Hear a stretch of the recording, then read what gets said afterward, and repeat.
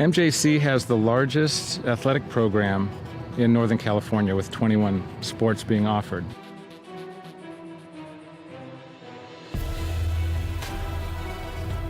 I first came to MJC, Coach Stivers came to my house with Coach Peterson, and they kind of convinced me. Then the next day they put me out in Modesto B saying that Danny Velasquez commits to MJC. I've always wanted to be a swimmer, and I thought that swimming at a JC first, I'd dip my feet in the pool and see if I'd get recruited or not. It's very competitive, and you get very close with your teammates.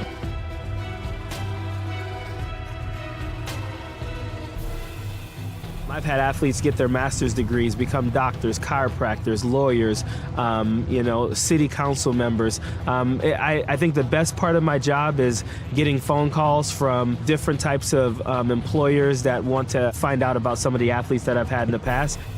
Yeah, I was able to get a scholarship to Cal State Fullerton through academic success and athletic success here through teachers and coaching. It's like a family. I mean, we're always looking out for each other and always making sure, hey, what can I do for you? I got a student that needs this. Hey, I got somebody that needs this class, or I have this class open. What can we do for your athletes? I've seen MJC make a difference in the life of student athletes with the priority registration. If you're a high schooler and you want to come to MJC, you can expect great coaches, a great counselor, and great student success specialists to help you along the way. We're there from start to finish. Even when you go to transfer, we even assist you after transfer. The philosophy of our program is we're a student transfer program, so our job is to get the students in and get them out. We want the parents to know exactly what's going on and what we're trying to do from an academic to an athletic standpoint. We always end up winning, we always being productive, we're always at the end. And the results of MJC and all the athletics are second to none. From what we start with to what we end with are not the same students. They come here and they get faster, or they get stronger, or they're a better player or a better teammate or whatever it is. They all succeed. Always had dreams about playing college ball, and ending senior year without any offers to play big D1 ball, kind of heartbreaker. But I ended up grinding it out, hit the gym, made it happen, went to MJC, and got it done. I am signing with the Colorado University, go Buffaloes, got a full ride scholarship.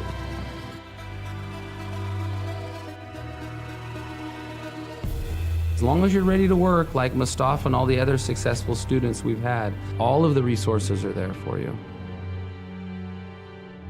MJC has made me realize I can do anything. With all the hard work I can put into it, there's so much more I've done that I didn't realize I could do. Go Pirates! Go Pirates! Go Pirates! Arr, go Pirates! Go Pirates! Go Pirates! Go Pirates! Go Pirates! Wait, did you guys smile after a serious face?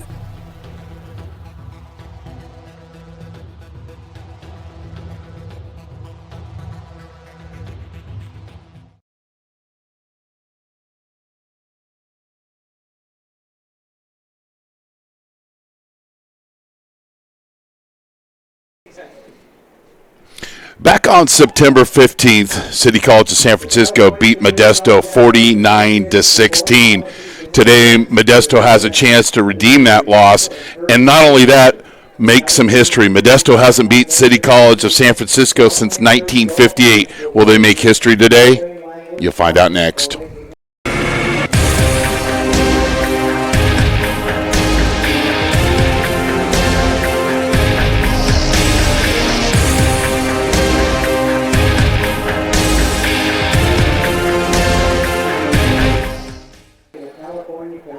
Welcome to George M. Rush Stadium in the campus of City College of San Francisco for the 2018 Golden State Bowl between Modesto Junior College and City College of San Francisco.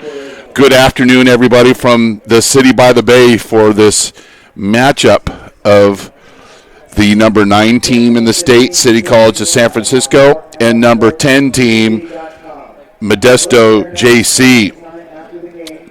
Modesto has won the toss. They have deferred that choice for the second half, so they will be kicking off. Modesto in their white jerseys, City College of San Francisco in their red. We're going to go through some team awards before the national anthem. First of all, the Iron Pirate Award goes to number 2, Darius Nelson, weight room champion from the spring and summer, and has been a nice addition to the backfield. Award, Ralph Bradley Unsung Award, goes to Austin Martins. Ultimate team player, does a lot to turn the ball back inside. That's very valuable. And Special Teams Award is to Troy Dyack, new school record for points scored in a season, and has really been the most improved Pirate this season. As far as defensive awards, we've got, and we'll come back to this, but to honor America, our national anthem, and the flags are at half-mast in honor and mourning of the death of our 41st President of the United States, George H.W. Bush, who passed last night at the age of 94.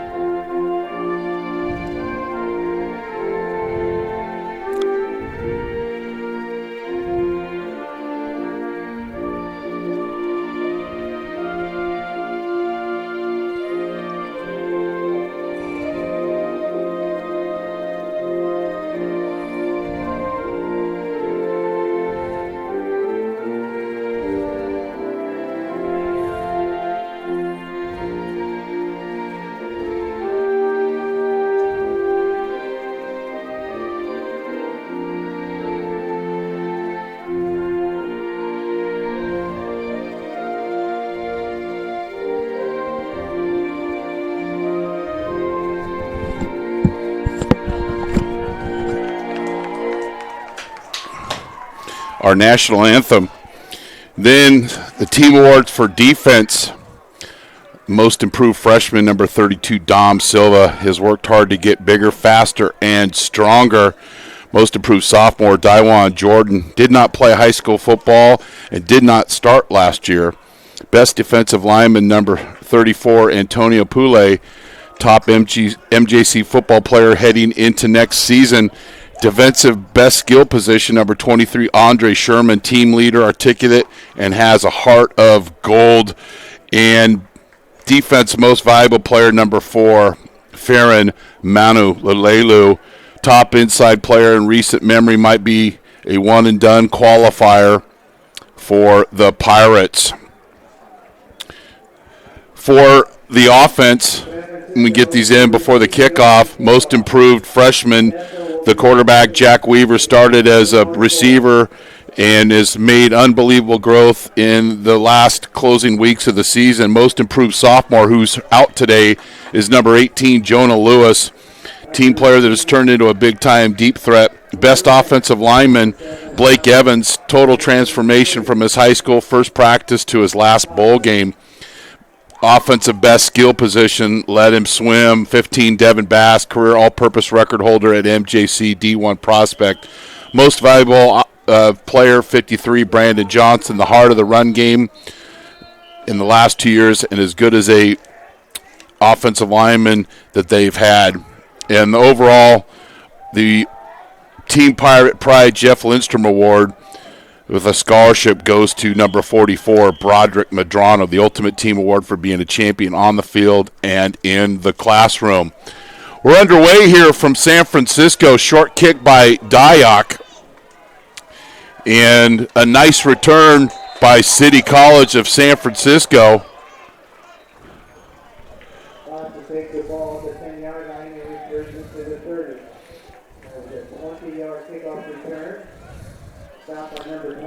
And City College will take over their own 30-yard line, led by their quarterback, Jack Newman. The last time he played against MJC, threw 5 touchdown passes. In the losses of City College of San Francisco, he has 3 lost fumbles, been sacked 21 times in those losses. They have struggled running the football this year, and in particular last week against against College of San Mateo that they played 3 weeks ago in the last big Bay 6 league game.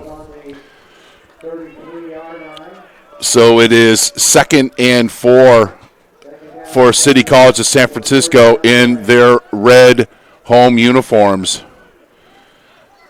Looks like Modesto might have a blitz dialed up here. A lot of guys at the line of scrimmage. Newman has a lot of time, and then he's rushed and sacked, and Austin Martins came in with the sack and has done that all season long, and that is the 15th time he's shown up in the backfield for either a sack or a tackle for loss. And just Newman had time, but Martins just kept playing the game. So it'll be 3rd and 10, and this is where City College is very adept in getting these third downs. And we have the immaculate reception, but it won't be enough for a first down. The catch by Ballard on the reception, but I didn't see the defensive player got his hand up in the passing lane, but well done by the Pirates, and they get the stop on the first possession of the game. Another statistic, City College has a -7 turnover ratio, meaning they've committed 7 more turnovers than they have created or caused. Modesto's +7. Short punt, but it'll get a City College bounce inside the 30, and it'll be spotted at the 27-yard line.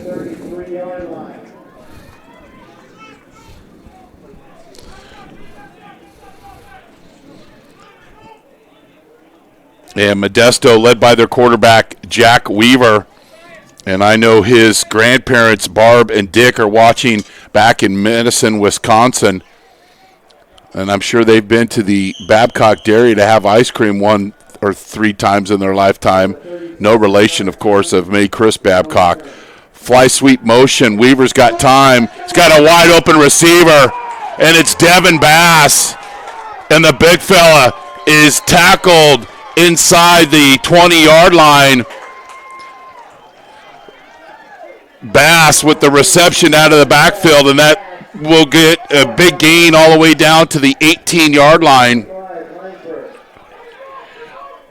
54-yard gain by Bass on the wheel route out of the backfield. And the Pirates will get right up to the line of scrimmage. Handoff. Fake handoff to Nelson, and the defense of the Rams was not fooled.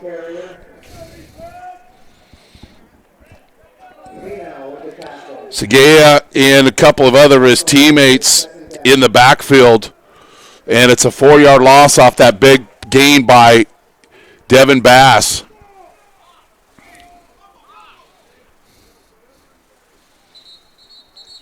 And then we've got a procedure penalty for Modesto.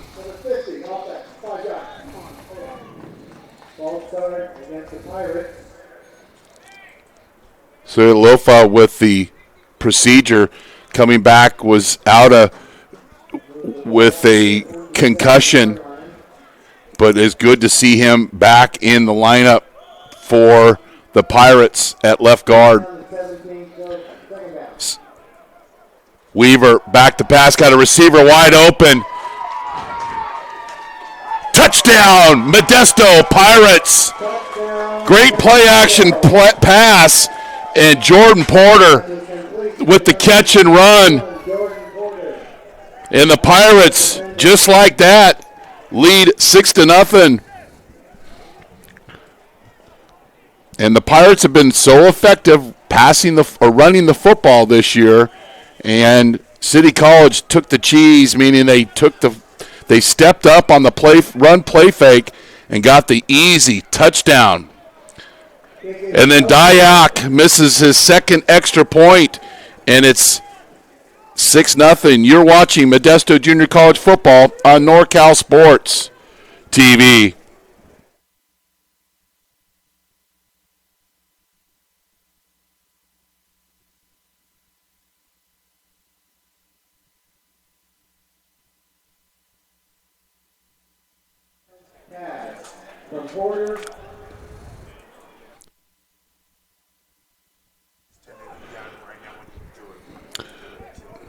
So the big play on that drive with it was a 57-yard reception by Bass, but Porter from Weaver, and the Pirates get their initial score.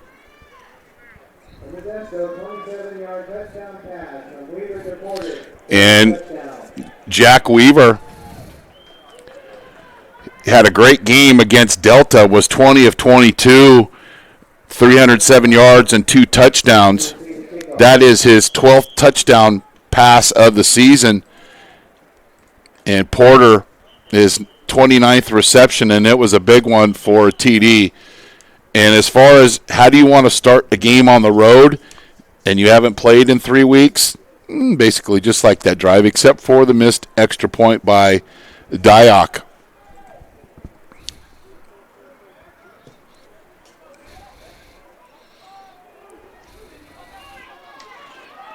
Return towards the City College bench, and the Pirates do a good job of running to the football. Kingston Mamiya with the tackle. And City College will come out for their second drive of the game. Had a run play and 2 pass plays. The pass plays, Martin's had a sack, and then the pass deflection at the line of scrimmage on 3rd down.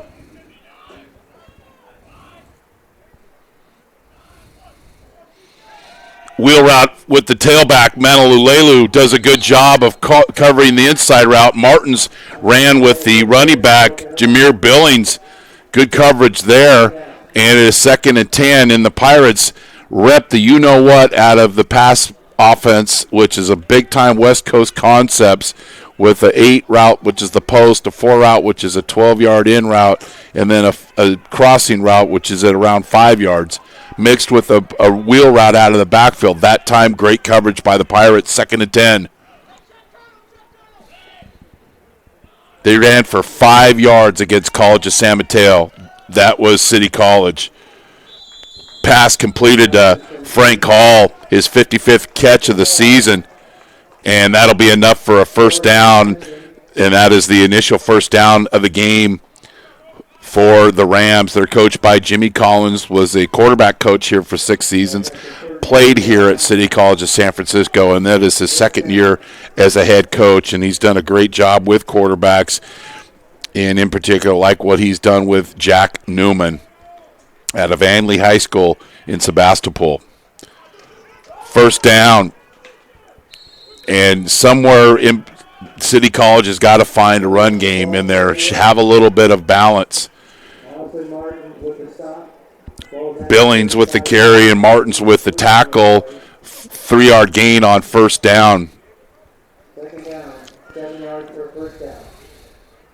3-by-1 set for City College. Billings offset to Newman's left, and they'll rotate offensive linemen from side to side, strong side or a weak side.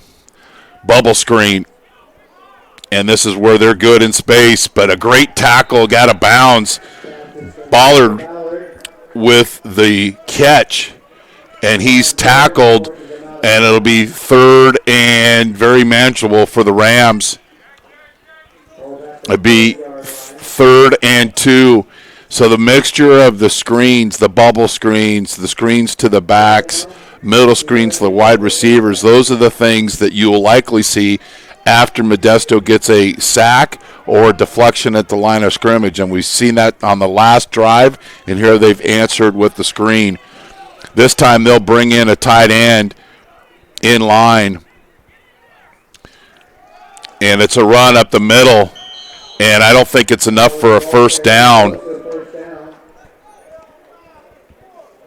Billings tackled short of the line again, and it'll be fourth down, and I imagine Coach Collins not even thinking twice about going this. It'll be 4th and 1. And gets the play in right away to his quarterback.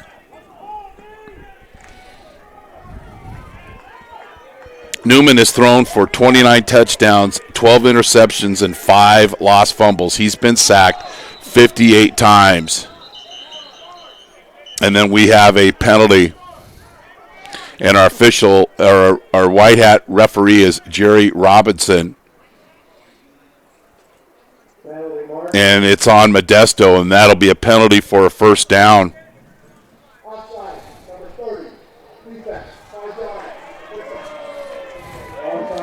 Falia was offsides, and now I'd imagine right here, City College is going to take a shot here, take a shot down the field. After first downs in grid field position, they like to take their shots.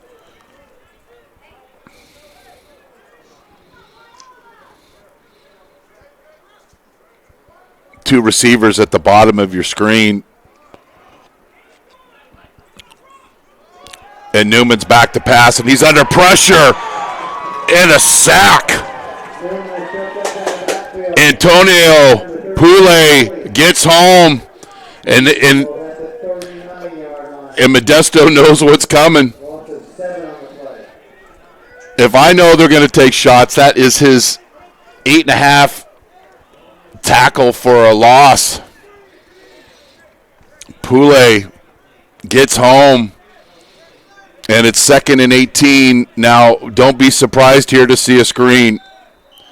And then we've got a timeout, Modesto. You're watching Modesto Junior College Football on NorCal Sports TV. Big Island Movers is a fully licensed and insured full-service moving company in Modesto.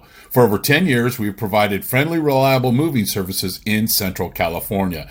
The driving force behind our business is passion behind what we do. At Big Island Movers, we're big on experience, big on value, and huge on service. With over 30 years of moving experience and a wide range of services to meet the ever-changing needs of our clients, Big Island Movers, your go-to for professional, prompt moving services. A loyal supporter of Modesto JC football. Big Island Movers, Kaimana, wanna move ya. Fonzie's Tacos, taquizas for every occasion. You can find Fonzie's Tacos during the week at 820 8th Street in Modesto, or right here for Modesto Junior College football home games. You have a special event or company function, contact Fonzie's Tacos at 209-596-8871, and they will help. Check out their high ratings on Facebook and Yelp. Once you try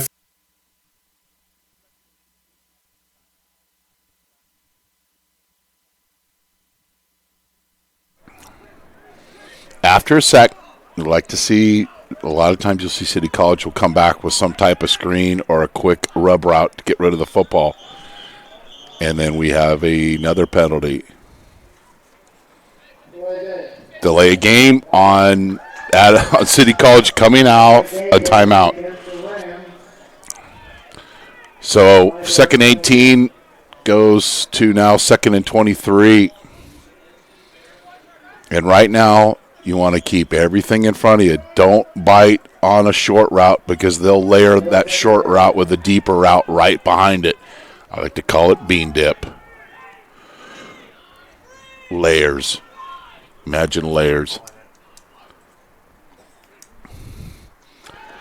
Newman taking a shot downfield, and he's got a receiver, just overthrows him. And then the official takes a tumble.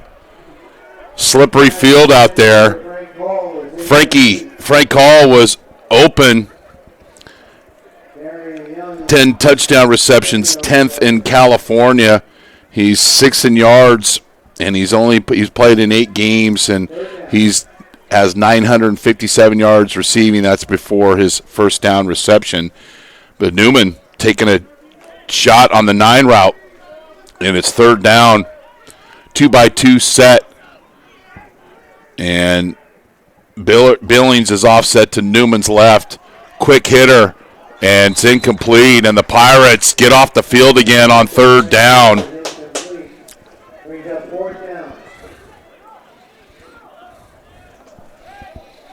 So when these teams played the last time, City College was very successful on 3rd down. Modesto, on the other hand, was 3 of 17 and 0 for 3 on 4th down. So City College was over 50% in 3rd down conversions the last time these teams played. Rugby-style punt towards the Modesto sideline. And a catch by Porter.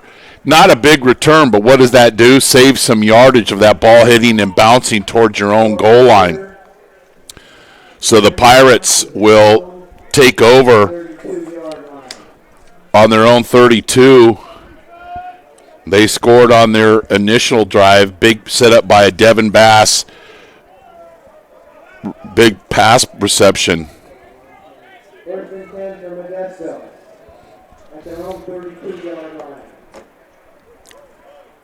Pirates in a 2-by-2 set. Bass offset to Weaver's left. Kane Rogers in motion, and he gets the fly sweep and does a great job getting a couple yards on that play. That's what Kane Rogers does, stretches the defense. Did not play against San Joaquin Delta, where Modesto won 49-0. He had 206 yards rushing between 7 guys. Deep ball to the sideline that is windblown. And great job by Brandon Gray to track that football. But we have a penalty on the field, and it might be against City College of San Francisco.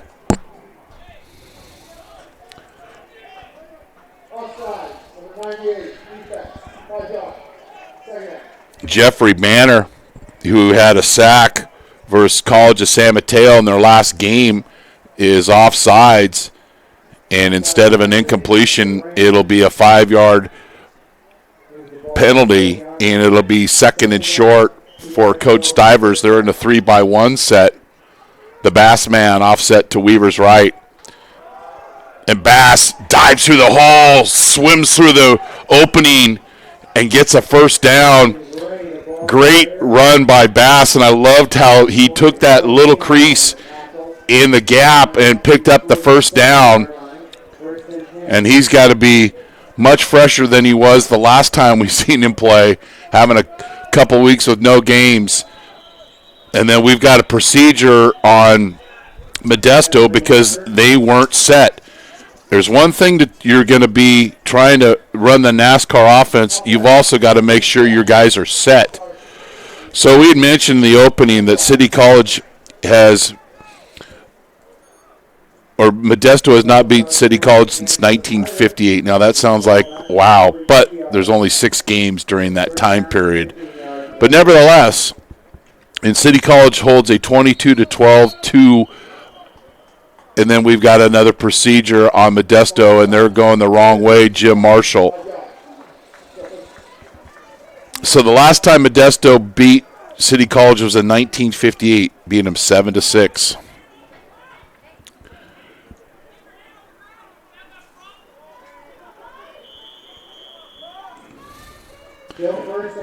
So after the Bass run, we've had 2 penalties and a loss of 10 yards, and it's 1st and 20. Weaver with the play pass. He's got time, and he's trying to find some room to run, and he does.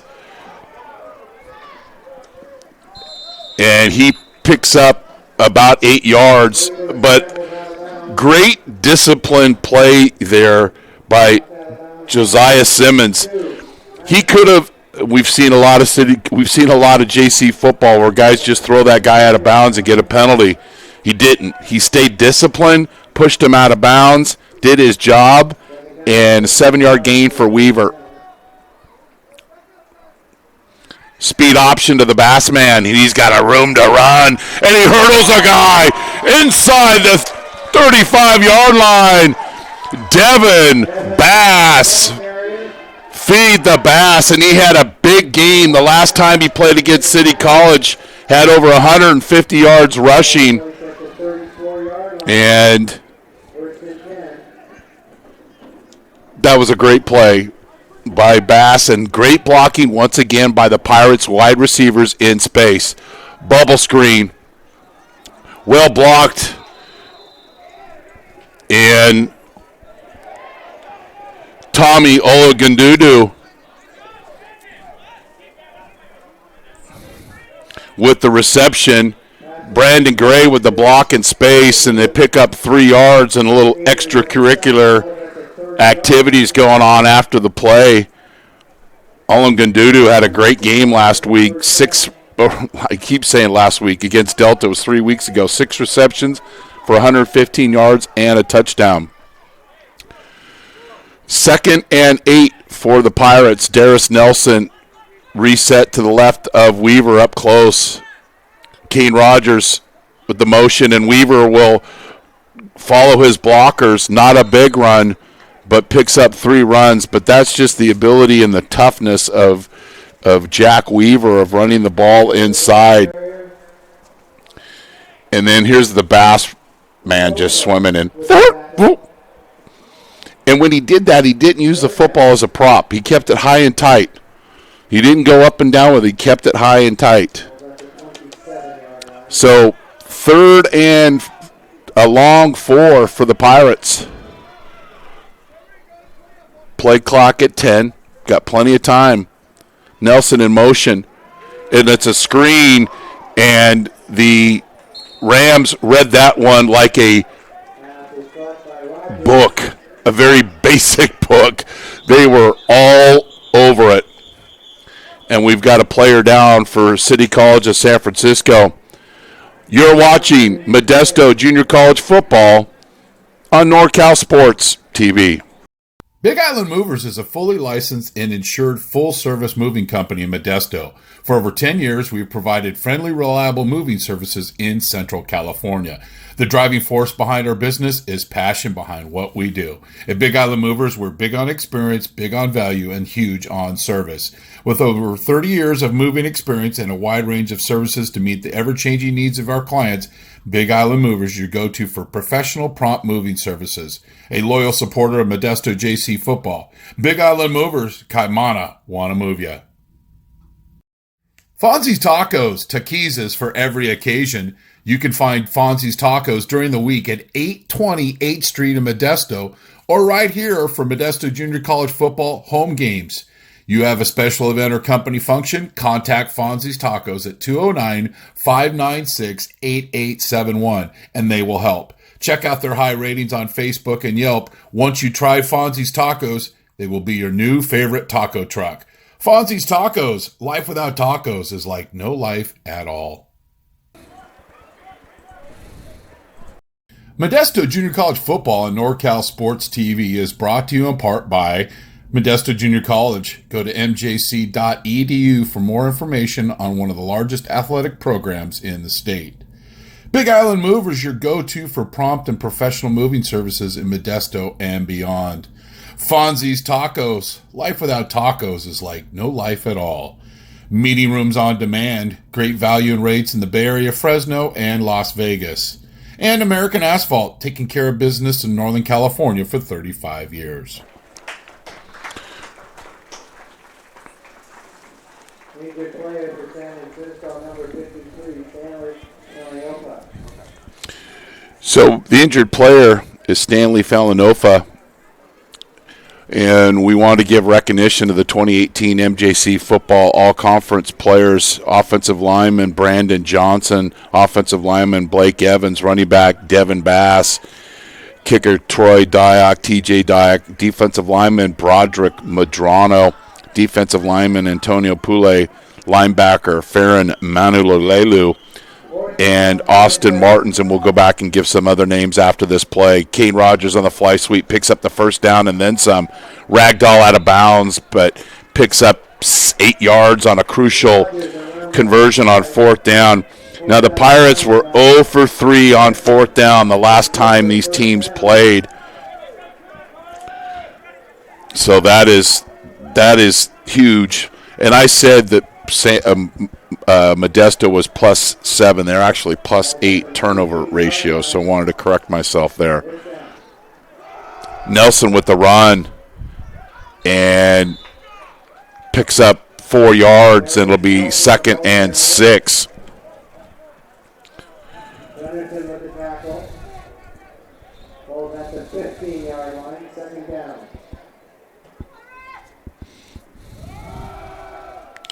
Inside run, and the yards are tough there. Just get the ball inside the 15-yard line down to the 14.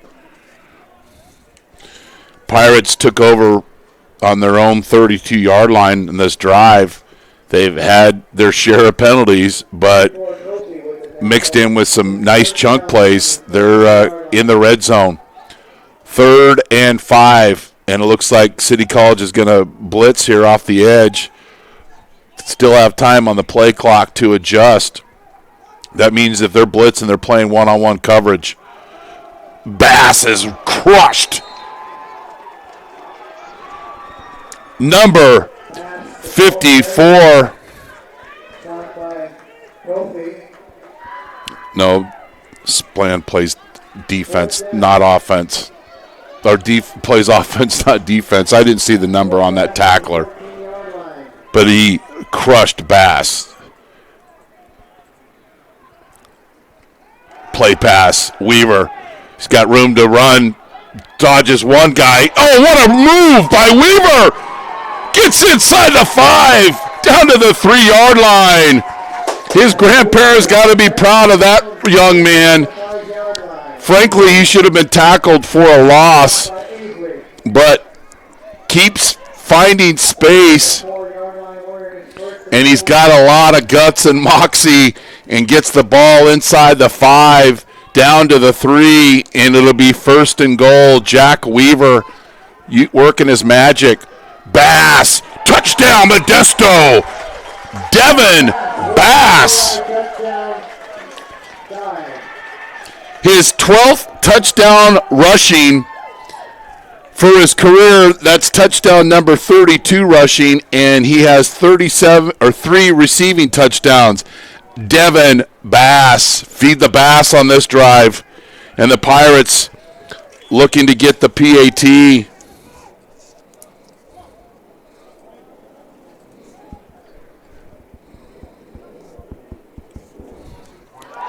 Two-point play. Chasing points early, but it's postseason to Coach Stivers. Arg. Nice work on the play call. Hansen with the 2-point reception, and the Pirates get back that missed extra point, and it's 14-0 on 11-play drive, 68 yards, and nearly 6 minutes off the clock.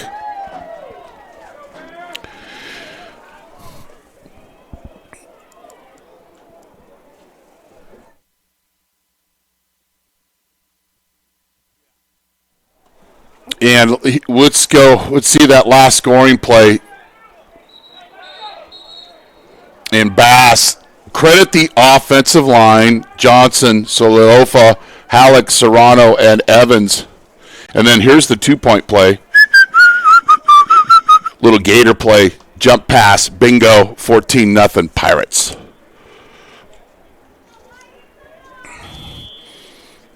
keys coming into this game for City College: possess the football. They haven't done that so far. Protect Newman, not there, and stop the run. Those keys have not come in. Short kick. And a return towards the bench, and it's going to be a big one. Nice return by Damani Ballard. For Modesto, get off the field on third down. They have done that so far. Avoid big yardage, chunk plays on first down. So far, so good. And balance attack on offense. We've seen that, a mixture of run and pass, and we'll follow back up on those later on. Little trickeration on the reverse.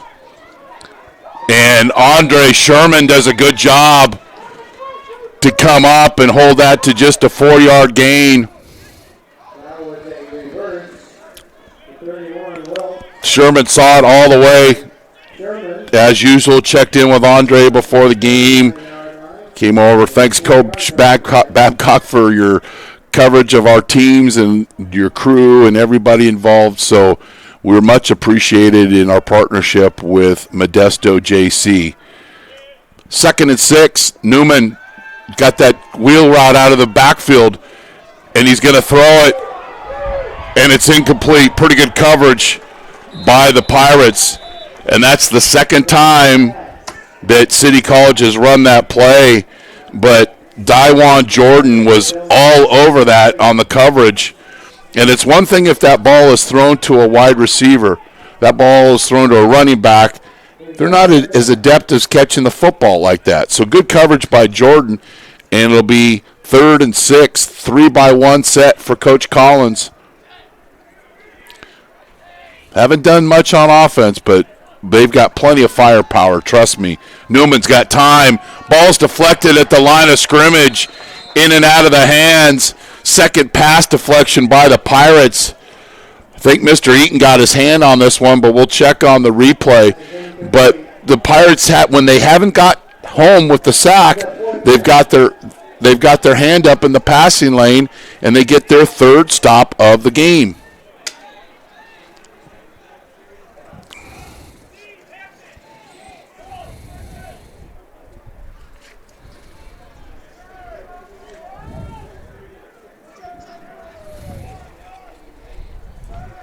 We see we have a replay after the punt.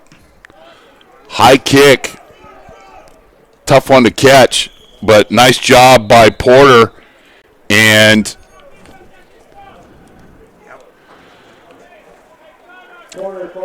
was that Poulet or Eaton? Tough to tell. Nevertheless, we've got guys getting their hands up in the passing lane.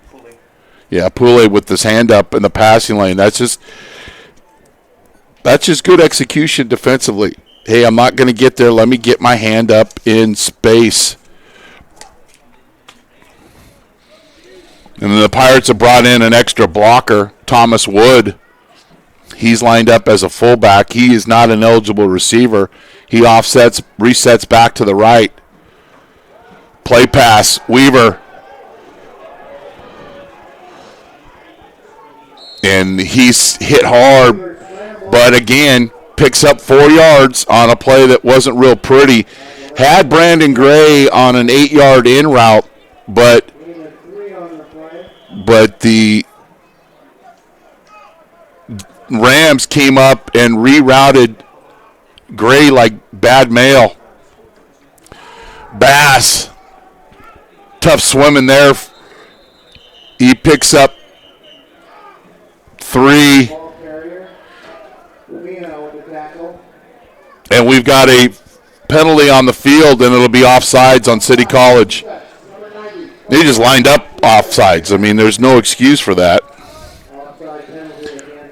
So from a no gain to a 5-yard gain, and to replay the down, it's 2nd and short. And Bass will be substituted for Nelson. See if Coach Stivers has something tricky in his treasure chest here. Weaver on the quarterback run, and he's tackled by a herd of Rams.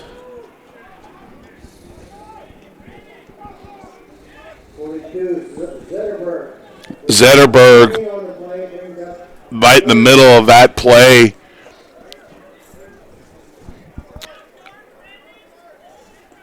And Timote Fana'u as well. Everybody rallied to the football.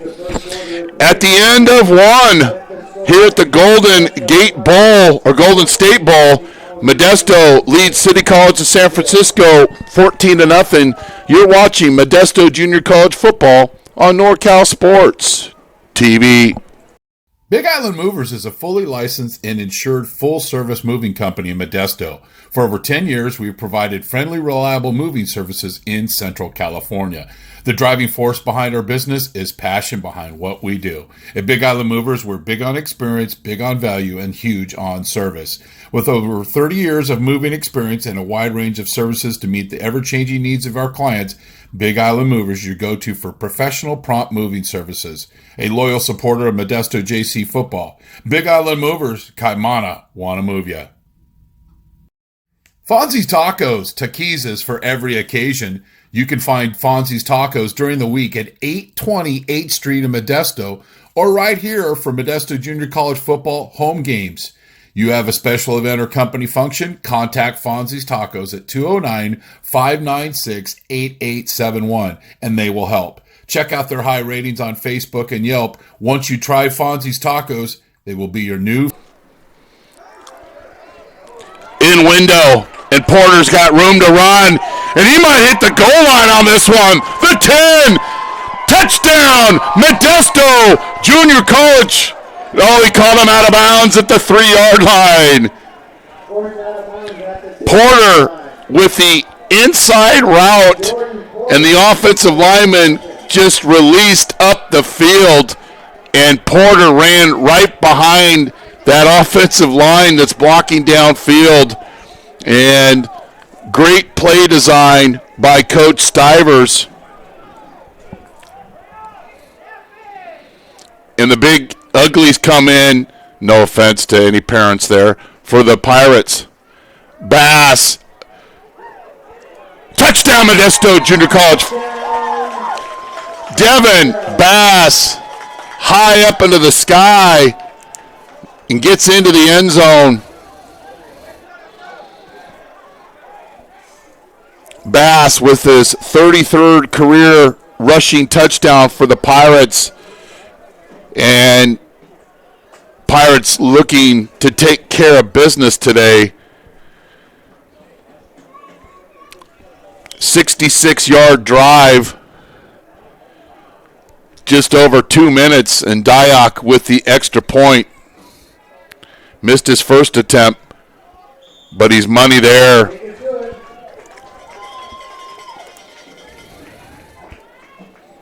So a 66-yard drive culminated by a Devin Bass run. Big play was the pass from Weaver to Porter, and we got a chance to watch this replay. See all the linemen are downfield. Porter catches her right behind. And look at all the big fellas on the second level down there. They're going to run out a little gas, but they keep going. And then Porter steps out of bounds. And they'll give him crap and they'll say, hey, Jordan, you got warning track speed. Just kidding, big fella. Great play. Good job by the offensive line and well-designed play by Coach Stivers.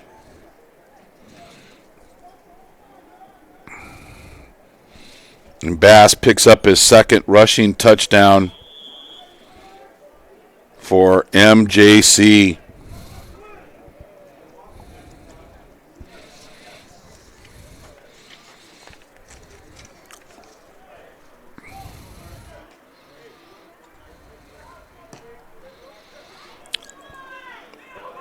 Short kick, and once again a return towards the Modesto bench. But Andre Sherman with the sure tackle. Yeah, I want to talk about Mr. Sherman. Beginning of the season, he wasn't the punter. Jack Weaver was, and Jack Weaver was a wide receiver and a backup quarterback. Well, the starting quarterback got hurt.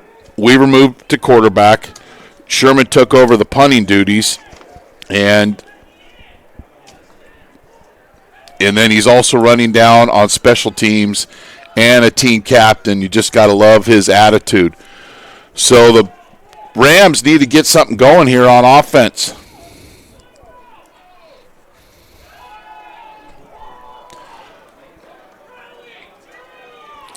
And look at the Pirates rushing and getting to the football. It's a short gain, 7-yard gain on the pass from Weaver.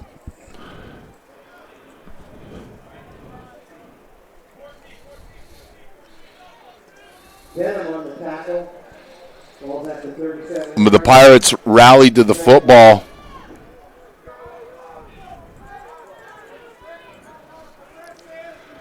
Second and 4, they might back up that one pass with another pass, but it's an inside run and enough for we'll be just a bit short for the first down. Martin's on the tackle, and Billings with the carry. Their running back, Deshaun Collins, who has had a heck of a season, not only as a running back, but a returner. We've got a face mask, but Newman with a big gain. I know for sure there's a face mask on Modesto. There is a flag over here close to the TV numbers, close to the City College bench, but I believe both those penalties are on Modesto.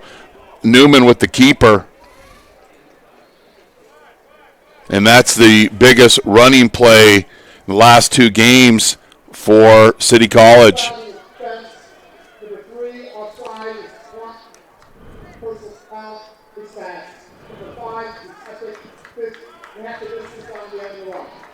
So that's little juice that Coach Collins and his Rams needed. And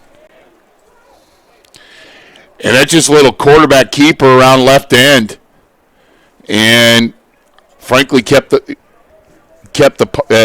Pirates sleeping there.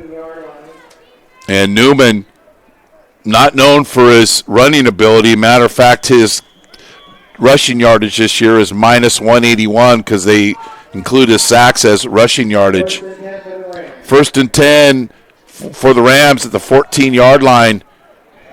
And a carry by Billings once again.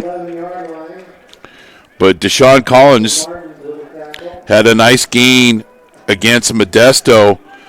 The last time they played, had 23 carries for over 100 yards and a touchdown, plus was a lethal kickoff returner and very adept at catching the football out of the backfield. 2nd and 9 for City College on their Pirates 11-yard line.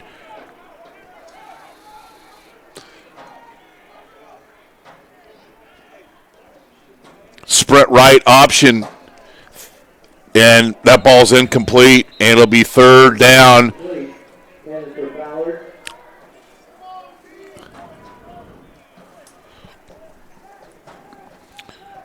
Damani Ballard has 116 yards on 9 receptions this season. So it'll be 3rd and 9 for City.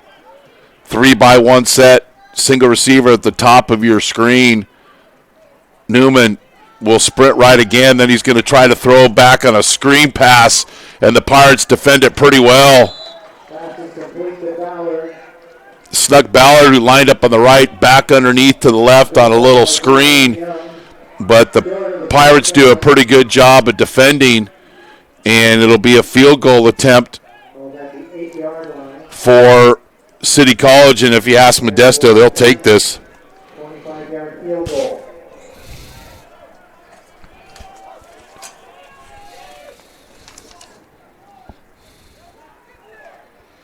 Dominic Sue's on the kick, and that kick is good. And City's on the scoreboard off that nice drive. It's 21-3 Modesto JC. You're watching Modesto Junior College football on NorCal Sports TV. Modesto Junior College football on NorCal Sports TV is brought to you in part by Modesto Junior College. Go to mjc.edu for more information on one of the largest athletic programs in the state. Big Island Movers, your go-to for prompt and professional moving services in Modesto and beyond. Fonzie's Tacos. Life without tacos is like no life at all. Meeting rooms on demand. Great value and rates in the Bay Area, Fresno, and Las Vegas. And American Asphalt, taking care of business in Northern California for 35 years.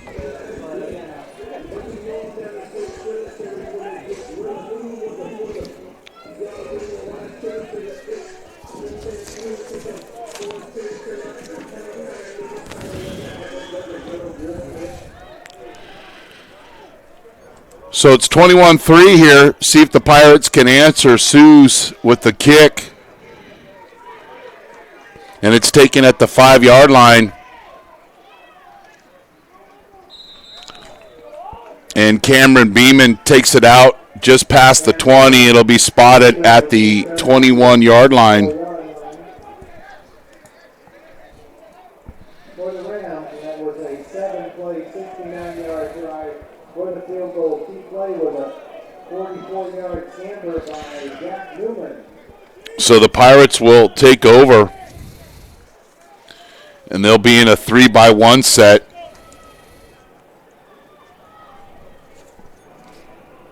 On their own 21-yard line. Bass lined up tight. This is usually a quarterback run or some type of pass. 5 on the play clock. Got to get this thing snapped. Weaver does, and it's a bubble screen out here in the flat. Nice play by the Pirates. There wasn't much room there, but playing with a lot of confidence, Tommy Olengandudu does a good job to pick up 9 yards on first down. And again, the Pirates receivers doing a good job of blocking in space. Kane Rogers in motion. Bass with the run. And picked up 2. But it'll be enough for a first down, and the Pirates will move the chains.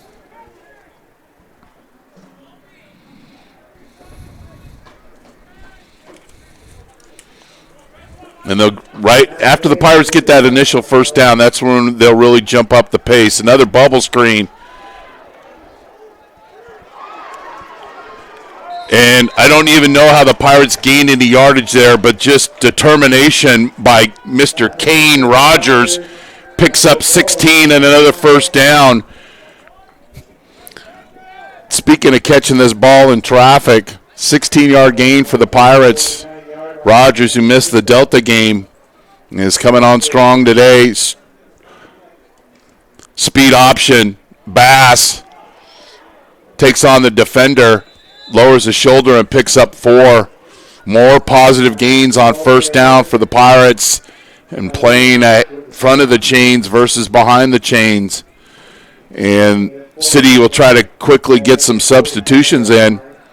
3-by-1 set. Bass offset to Weaver's right. Pirates on the move once again. Weaver steps up in the pocket. Does his best, Fran Tarkington, and completes it to, but I imagine we've got a offensive lineman downfield, because when you do that type of scrambling, the offensive linemen are going to run upfield, and that's what happened.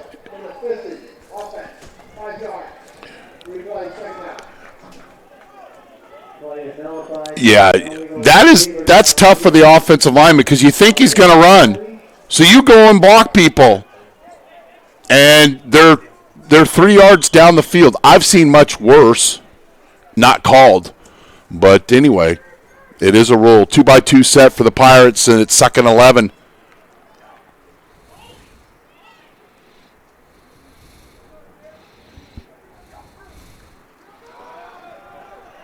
Nelson, big gain inside the 30. Ball will be spotted at the 24-yard line. Darius Nelson and the Pirates, after a negative play, answer with a positive play.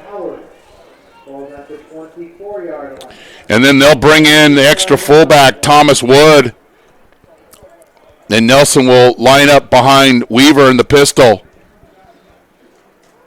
And Nelson inside drops his head and met in the hole by Mike Bow. There is another defensive player out for City College, and that's Tave Tuitatsi. He destroyed Modesto the last time these teams played. He has 6.5 sacks and 15.5 tackles for losses. He did not play against San Mateo, nor is he playing today. He is suited up, but I have yet to see him get on the field. And he wrecks offenses.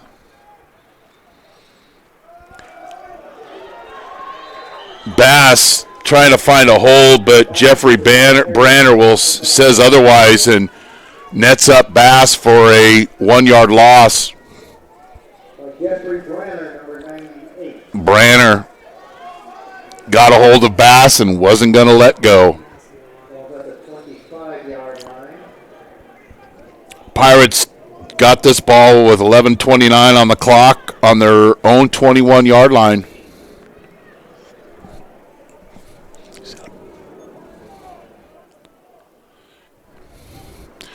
Weaver. The receiver's being held by City College. No flag on the field, and that deflection becomes an interception. And I think the officials might have missed one on this play. Interception by Gamon Howard, his 5th interception of the season. It's an inside route, and it looked like the intended receiver, Jose Garcia, was being held, but wasn't called by the officials, and it's a turnover for the Pirates. You be the judge. Yeah, he was kind of giving the business, but no call. And Pirates were in business, but turned the football over. But as the Pirates defense has done so often this season after turnovers, they've answered with a stop. So that is Weaver's 7th interception of the season. He had gone at 5 consecutive games of throwing an interception. Didn't throw one last week against Delta, but that one, physical coverage by City College of San Francisco on the deflection, and it's a turnover. 2nd and 9, and the Pirates are rushing and blitzing short route. And I like how Austin Martins ran to the football there, but it'll still be enough for a first down. Hall with the chain-moving reception. But watch Austin Martins run to the football here after the catch in space. That's the kind of hustle and passion that you're looking for out of your defensive players. The ball's thrown, and everybody run to the football.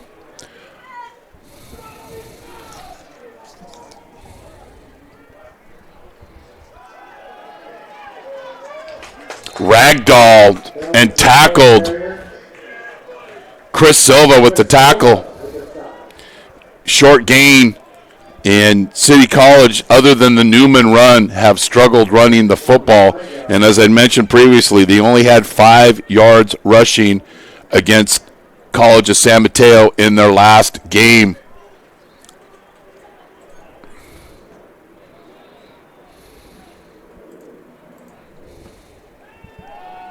Newman's got all day to throw the football, and he'll scramble out to his right and in and out of the hands of the intended wide receiver.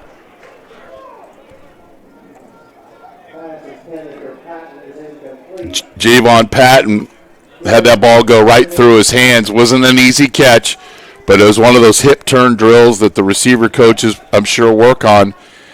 and it goes incomplete, and it'll be 3rd and 8. And we said the key for Modesto today is get off the field on 3rd down. So far today, mission accomplished.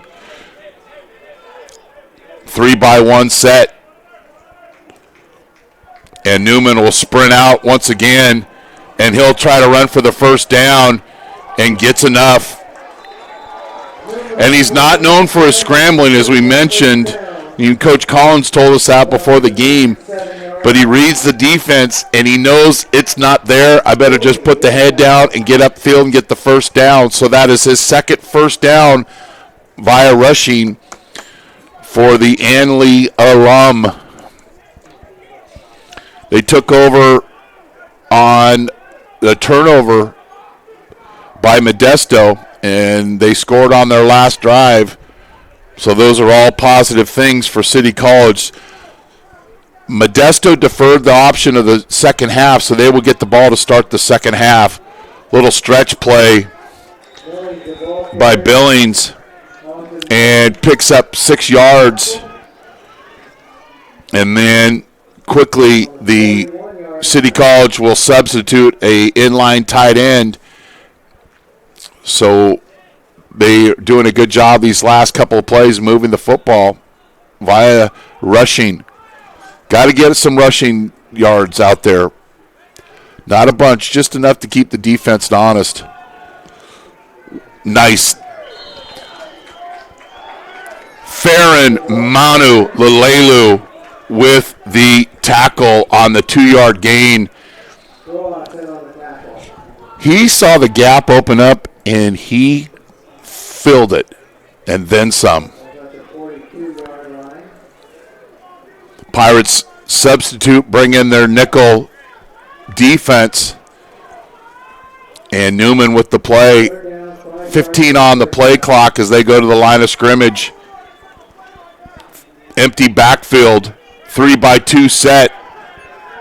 Pirates will press along the line of scrimmage. Newman's going to have to get rid of the football quickly unless they're going to do quarterback draw, which a lot of teams will do in this. Newman, he's under a rush. Nice time route, and it's completed. Nice job by Newman. He threw that football before the wide receiver cut towards the sideline.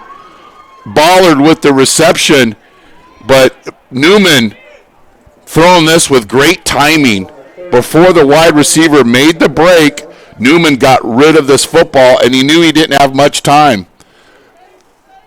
Here's 2 guys coming unblocked, and that was just well timed out by Newman, throwing that football before the receiver made his cut.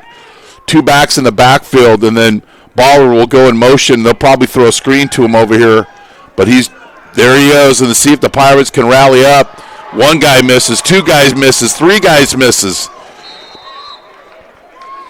So instead of a 2-yard loss, Ballard picks up 5 on 1st down, and those are momentum plays that kill a defense. We call that grabbing flags. And we're playing tackle football. Not a good thing for the defense. They'll keep with the 2-back set, and Ballard will go to the other side. And they try it out there and see if the Pirates rally the ball. They do a little bit better of a job. It'll be 3rd and 1. Coming down from his safety position, all-conference player Trey Nichols. And it'll be 3rd and short. Now, Modesto shouldn't be shocked here by a play pass and taking a shot into the end zone, because City will go for it, and they're confident to gain it on 4th down. They bring in a tight end, and Newman, and we have a little trickeration, direct snap to Ballard, and then he fumbles, and the Pirates recover. Chicken strip ordered here at City College of San Francisco with a side of fumbles, and the Pirates even out the turnovers. I like the play concept. It was a direct snap to Ballard, and Ballard had plenty of room in front of him, but somebody ordered a chicken strips from Popeyes, and it all came out on the field. right there, Austin Martins with the chicken strip, barbecue and sweet and sour. And the Pirates, as they've done so often this year, now it took them a while to get the stop as Weaver runs around right in and picks up 7 yards. They turned over the football down here on the 24-yard line, and eventually they got the stop. Not many points off turnovers for the opponents this year because the defense has helped out their teammates. Complimentary football. What would the Pirates like to do? Drain this 2 minute, 18 seconds left on the clock with some type of score and then play winners outs and get the ball to start the second half. And we don't call it 2 for 1 like they do with a professional. I don't see where it's 2 for 1. It's winners outs. You score, you get the ball back. 2nd and 4. Out to Brandon Gray. Makes a couple of would-be tacklers miss. Drops his shoulder and gets out of bounds. Very well done, Mr. Gray. You break a couple of tackles. You picked up what you're going to get. And then I'll just step out of bounds. Stops the clock. Temporarily. It winds back up. The Pirates line up in their 2-by-2 set. Bass up short, up tight to protect Weaver. Inside route to Olin Gadudu. 12-yard on the deep crossing route. Weaver, great timing. And the Pirates with another first down.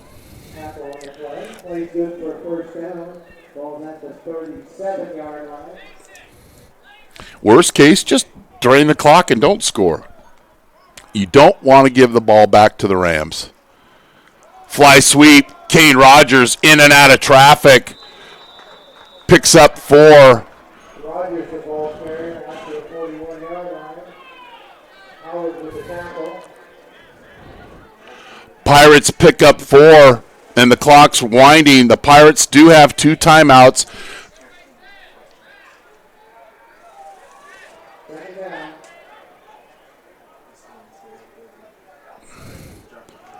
Inside run.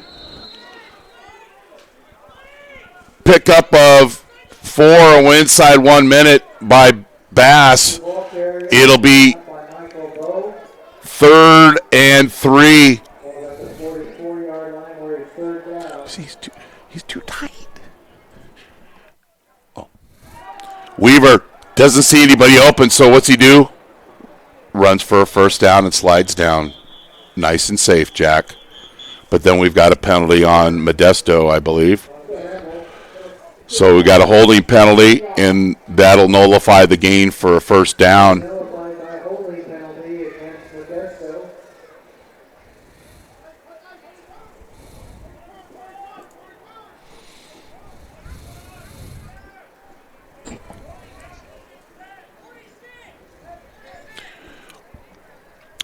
So the Pirates will be playing behind the chains, and it'll be 3rd and 13.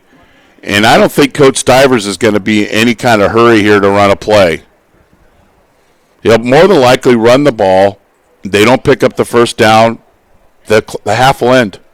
Simple as that. Why punt to City College if you don't have to? Bass. Near the first down, but City College will just let the time run out. Nice job by the Pirates just running out that entire half there after the chicken strip and fumble recovery. So let's give a quick recap of the scoring. Porter from Weaver on a 21-yard touchdown made it 6-0. Dyack missed the extra point. That was set up by a 57-yard run or 57-yard pass and catch by Devin Bass. And then Bass with a 4-yard touchdown run. And then Porter with an important 2-point play reception made it 14-0. And then Bass with another score, and Dyack's kick made it 21-0. And then Suze with 11:35 left in the second quarter with a 25-yard field goal. Then Modesto was knocking on the door, turned the football over. The defense answered with the caused fumble and recovery. We're at halftime. Modesto leads City College of San Francisco 21-3. You're watching Modesto Junior College football and the Golden State Bowl on NorCal Sports TV.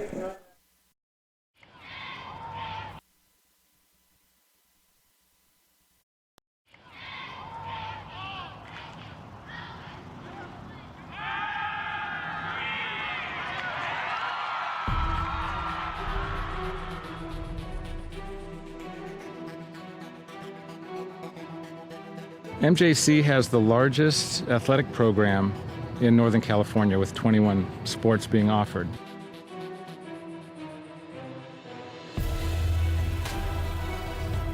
I first came to MJC, Coach Stivers came to my house with Coach Peterson, and they kind of convinced me. Then the next day they put me out in Modesto B saying that Danny Velasquez commits to MJC. I've always wanted to be a swimmer, and I thought that swimming at a JC first, I'd dip my feet in the pool and see if I'd get recruited or not. It's very competitive, and you get very close with your teammates.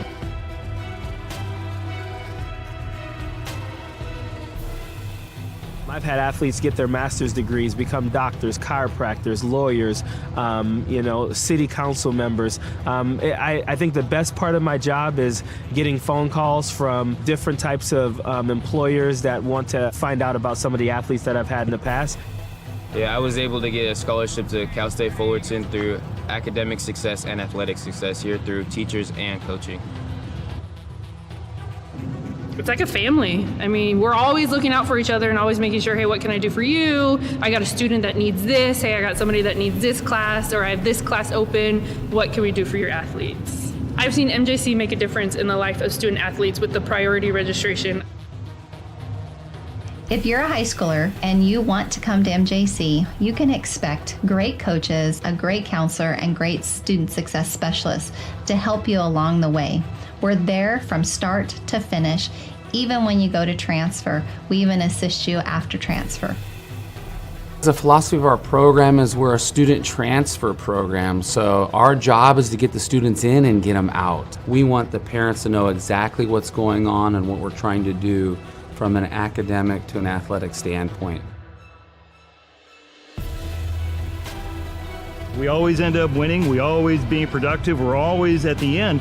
And the results of MJC and all the athletics are second to none. From what we start with to what we end with are not the same students. They come here and they get faster, or they get stronger, or they're a better player or a better teammate, or whatever it is. They all succeed. Always had dreams about playing college ball, and ending senior year without any offers to play big D1 ball, kind of heartbreaker. But I ended up grinding it out, hit the gym, made it happen, went to MJC, and got it done. I am signing with the Colorado University, go Buffaloes, got a full ride scholarship.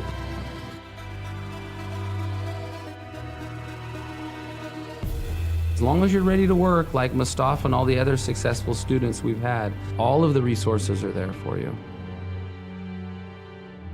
MJC has made me realize I can do anything with all the hard work I can put into it. There's so much more I've done that I didn't realize I could do. Go Pirates! Go Pirates! Go Pirates! Arr, go Pirates! Go Pirates! Go Pirates! Go Pirates! Go Pirates! Wait, did you guys smile after our serious face?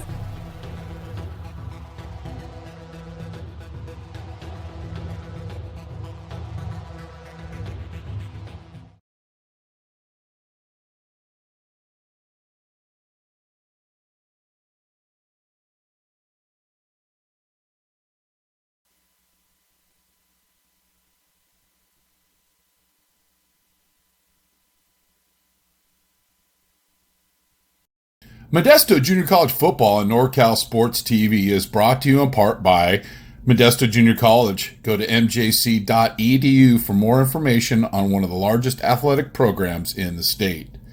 Big Island Movers, your go-to for prompt and professional moving services in Modesto and beyond. Fonzie's Tacos. Life without tacos is like no life at all.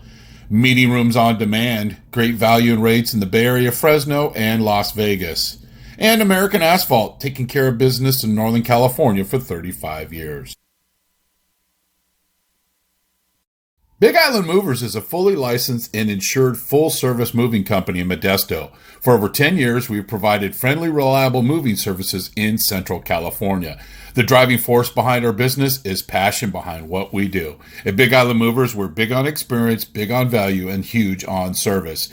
With over 30 years of moving experience and a wide range of services to meet the ever-changing needs of our clients, Big Island Movers, your go-to for professional prompt moving services. A loyal supporter of Modesto JC football. Big Island Movers, Kaimana, wanna move ya. Fonzie's Tacos, taquizas for every occasion. You can find Fonzie's Tacos during the week at 820 8th Street in Modesto, or right here for Modesto Junior College football home games. You have a special event or company function, contact Fonzie's Tacos at 209-596-8871, and they will help. Check out their high ratings on Facebook and Yelp. Once you try Fonzie's Tacos, they will be your new favorite taco truck. Fonzie's Tacos. Life without tacos is like no life at all.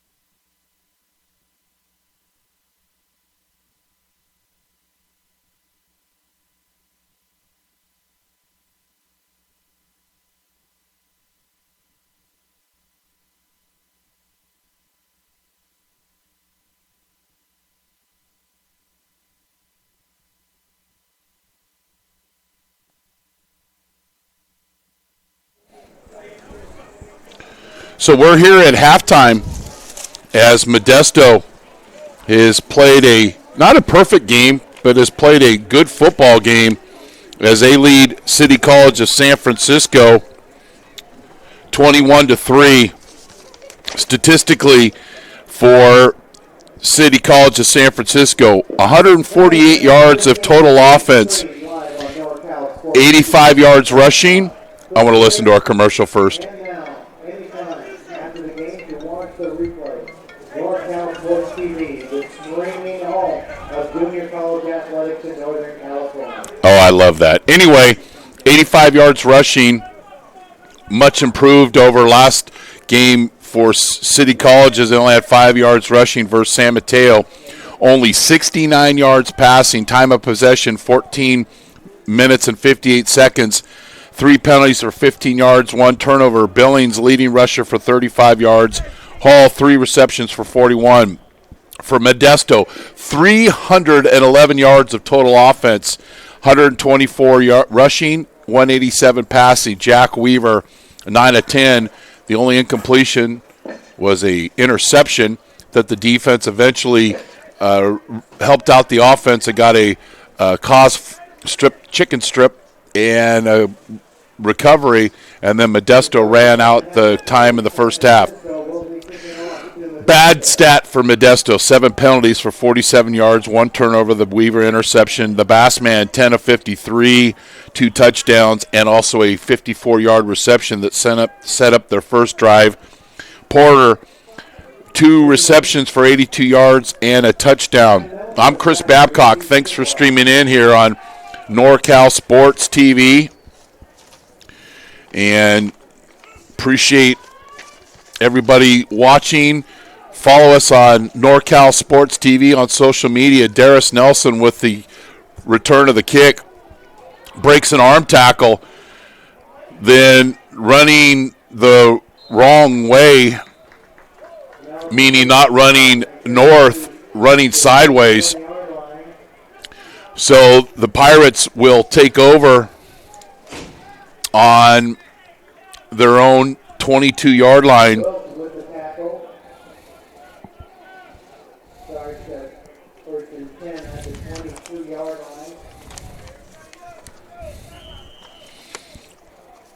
So see what kind of adjustments City College made in the first half.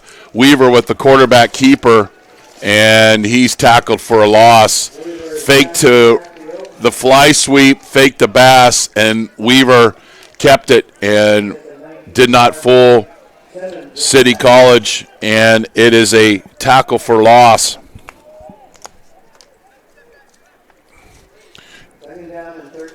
Thanks for streaming in wherever you may be for this Golden State Bowl. Bass picks up 8 yards, all-time, all-purpose yard record holder for the Pirates. And there's Weaver, fakes the speed option, gets the first down, and then slides down and stays safe, Jack. Saw his dad at halftime. Love talking to the players and the families after the game, and knowing they've got relatives all over the world that watch them play. Kane Rogers, run first, catch second, and there's the result, ball on the ground. And it's an incomplete pass. The power of the World Wide Web. So off the incompletion, it'll be 2nd and 10.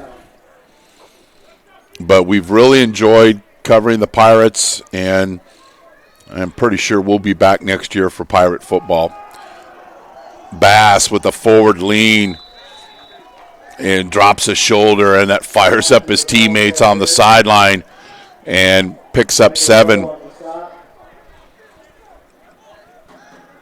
And from what I understand, there'll be another Bass in the backfield running the football for Modesto the next couple of years, Devin's little brother. So the Bass, feed the Bass tradition will continue.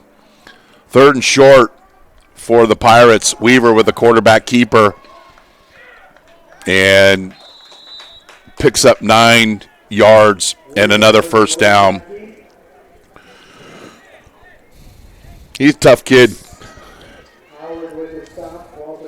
5'10", 180 out of East Union High School in Manteca.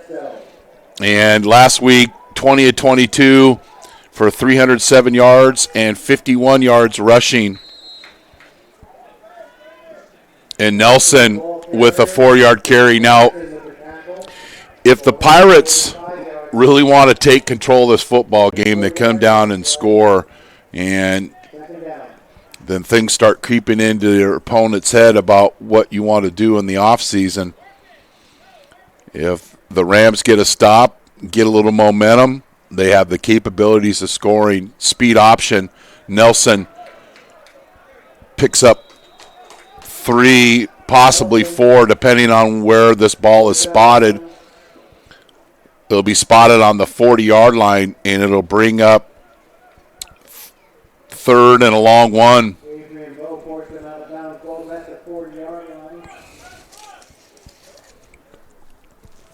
Third and a yard to go.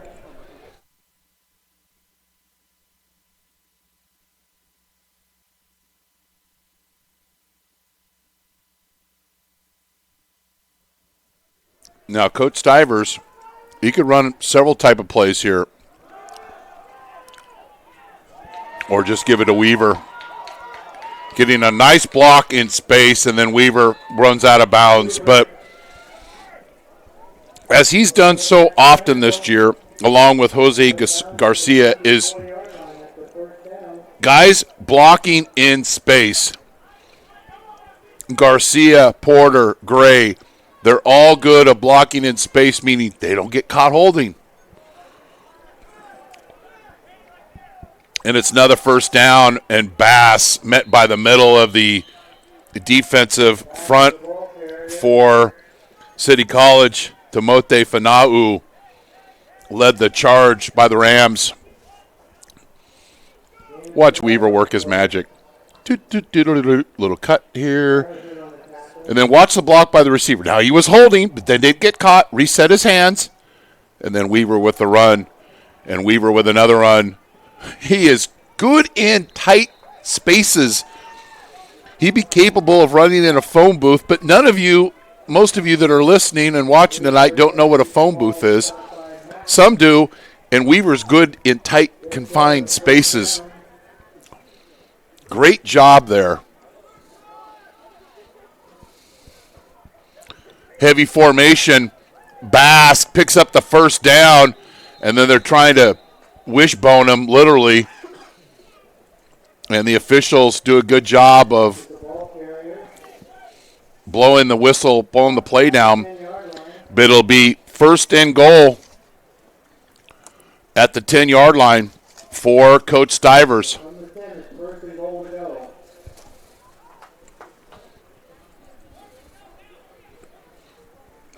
Big possession for the Pirates.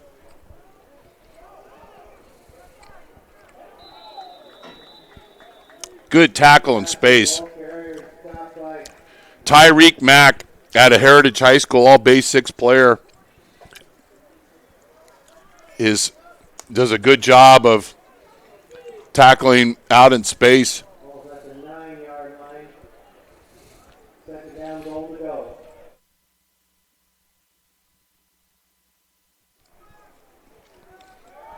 Weaver back to pass, doesn't see anything, but Rogers runs out of bounds. He's out of bounds. It's a penalty.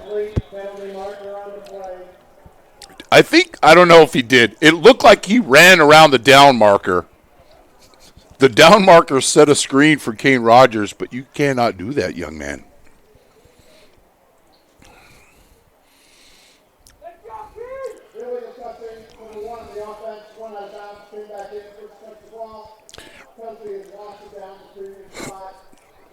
Ran out of bounds, went through the jumper pit and around the down marker. Let's see if he runs around the down marker. No, he doesn't, but then he is out of bounds and then comes back in. I was hoping he did just so we could have a little fun with it. But it's a loss of down. It'll be 3rd and 9. And the Pirates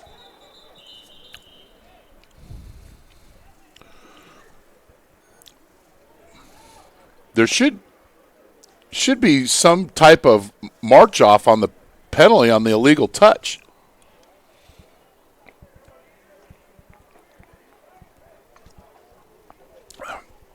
Now the officials all have their little headsets and their microphones to communicate with each other, but they're not millennials, so they like the face-to-face contact. Write your letters to your closest senator if you're offended by that last comment. Jerry Robinson trying to get this all solved. So after all that, nothing changes. It's 3rd and 9. Old Coach Wooden mistaking activity for achievement. Weaver will get a new play from Coach Stivers. And Bass will reset to his left. 2-by-2 set. Bass swinging out. Got a corner route to Olin Gandudu.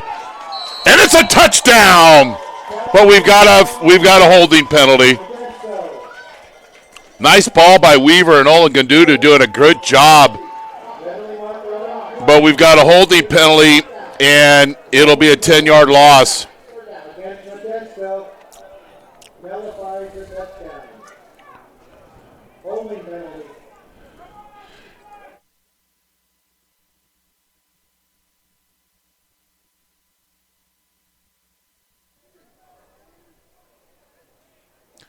So it'll be a 10-yard loss for the Pirates and a 6-point loss on the completion from Weaver to Olin Gandudu.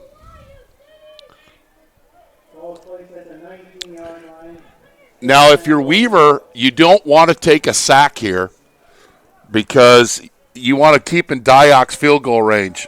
Weaver scrambles to his right, and you have another holding penalty. He scrambles to his left. It's going to be a loss of yardage anyway, so don't make it any worse. Should have just thrown that one away. Live for another play. So Coach Collins has a decision to make. Should he decline the penalty and it'll be 4th down, or should he take it and march him back 10 yards? They're going to lose 6 or they're going to lose 10. See what Coach Collins decides.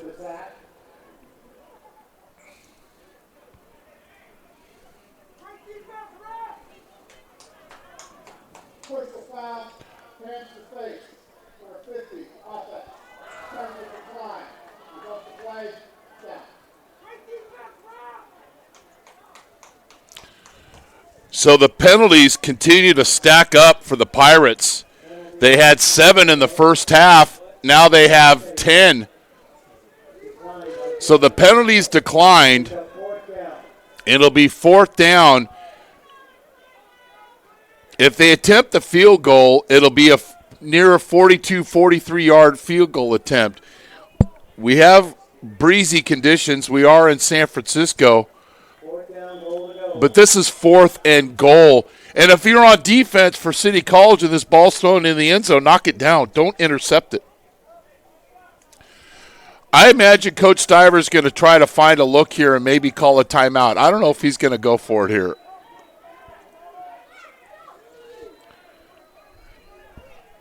Down to 5. And Weaver back to pass. And that's incomplete. So with the breezy conditions, Coach Stivers decides not to go for the field goal attempt, to go for it on 4th and goal from the 24-yard line, and it's incomplete, and City College will take over.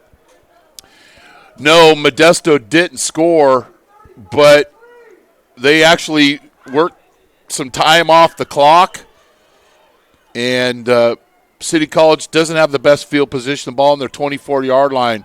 Stretch play and 2-yard gain by Billings. And City College will speed up the tempo. What's that mean? Less replays. Newman back to pass. He's got all day to throw. Flush from the pocket. And then he simply throws that ball away. Great coverage by the Pirates. Sherman, Kendrick Bond, and teammates doing a good job. And in particular, liked how Chris Silva just sunk into his coverage. And then we have another penalty on Modesto.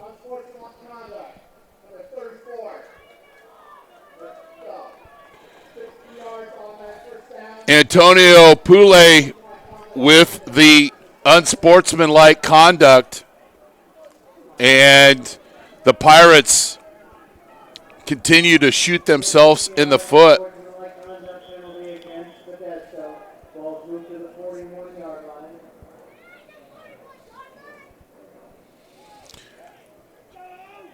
So see if City College can take advantage, and Coach Stivers wants to get a little explanation.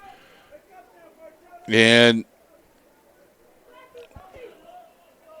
not saying that Modesto's not committing these penalties, but 12 penalties to 3.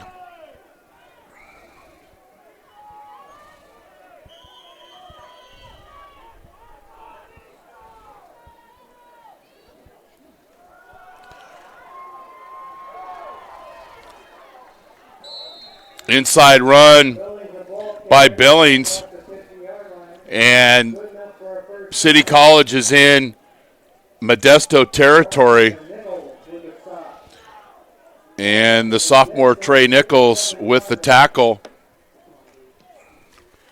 We didn't get to announce their names, but Trey Nichols and Andre Sherman, all-conference defensive backs, both of the safety positions. Honorable mention was Daiwan Jordan, and quarterback and all-purpose honorable mention was Jack Weaver. 9-yard gain on first down by Billings as they continue to feed the young man the football.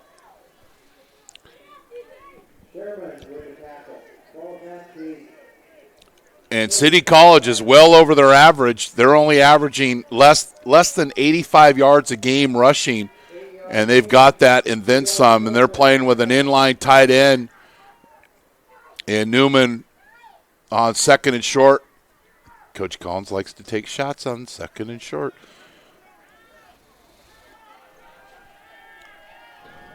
Five on the play clock. And everybody on Modesto sidelines yelling pass, but it's inside run. And the Pirates rally up, but it'll be a first down for the Rams.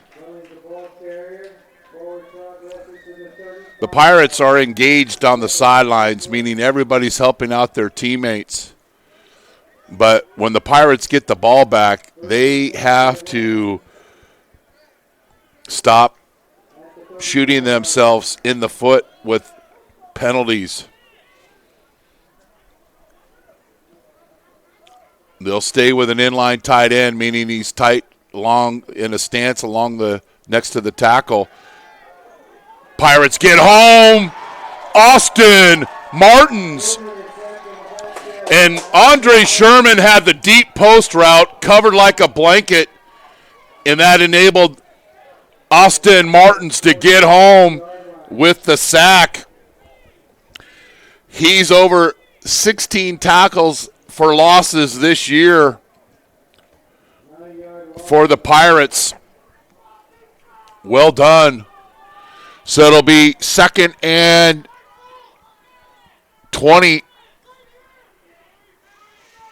2-by-2 set. Newman and Farron Manululelu says, "Greetings, aloha," and knocks down Newman. And then we've got a penalty. And again, it's against Modesto JC.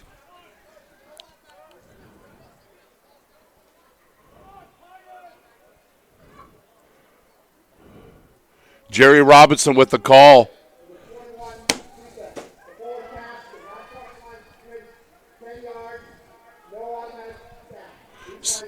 So it'll be a 10-yard penalty, but since the pass didn't cross the line of scrimmage, it is not an automatic first down. Then the back judge will come in and touch base with Robinson, and he makes his explanation. So the Pirates' penalty woes continue. So should be 3rd and 19 right now, and it's not. It's 2nd and 11. And when you have a good football team like City College, you're going to take advantage. Eaton doesn't get home, and Newman with the run, and it looks like his own teammate tackled him there. Short of the first down, but Newman just doing what it takes to get the job done. But short of the first down, it'll be 3rd and 3. The ball will be spotted on the 28-yard line. But Newman, good at reading the coverages, saw that he had no open receivers, planted his foot on the ground and went south and picked up a nice gain and very manageable 3rd and short.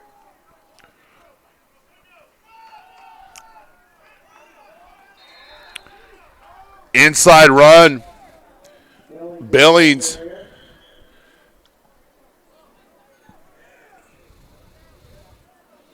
And I believe it'll be 4th down.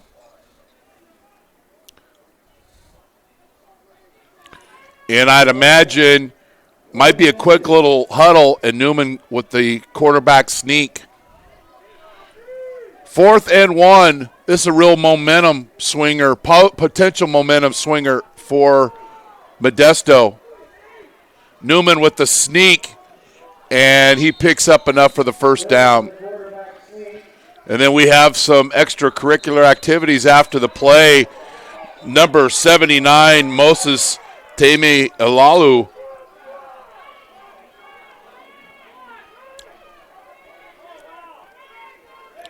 and the official got knocked down, but don't see a flag on the field.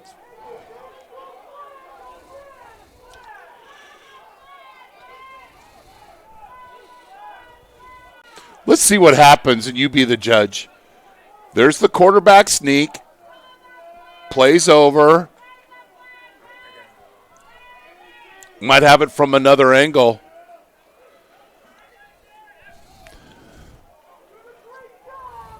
This is the post play. And he wanted to throw the flag, but he didn't. But yet they've been so quick to throw other flags. Interesting. Anyway, 1st and 10 for City College. 3-by-1. Well, the tight end is in line here. Billings will offset to Newman's left. And it's a wheel route with the running back, and then a deep passing route with Hall, but it goes incomplete. Good coverage once again by the Pirates. They have done a great job in the backside of their defense, keeping everything in front today. So it'll be 2nd and short, or 2nd and 10.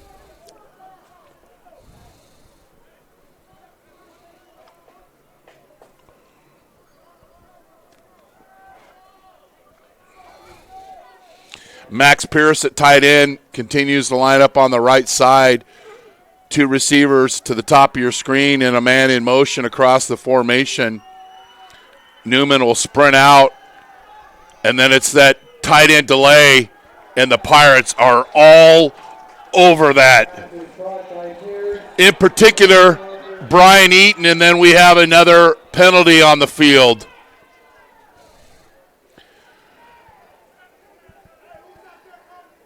So you make a nice play, and then could it blow up in the Pirates' face and end up being a first down?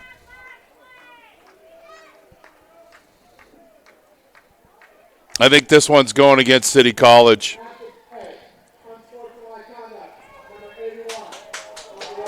Max Pierce, the tight end, with a little tight end delay. You like to call that the Falcon. But he didn't like what happened. Let's watch. You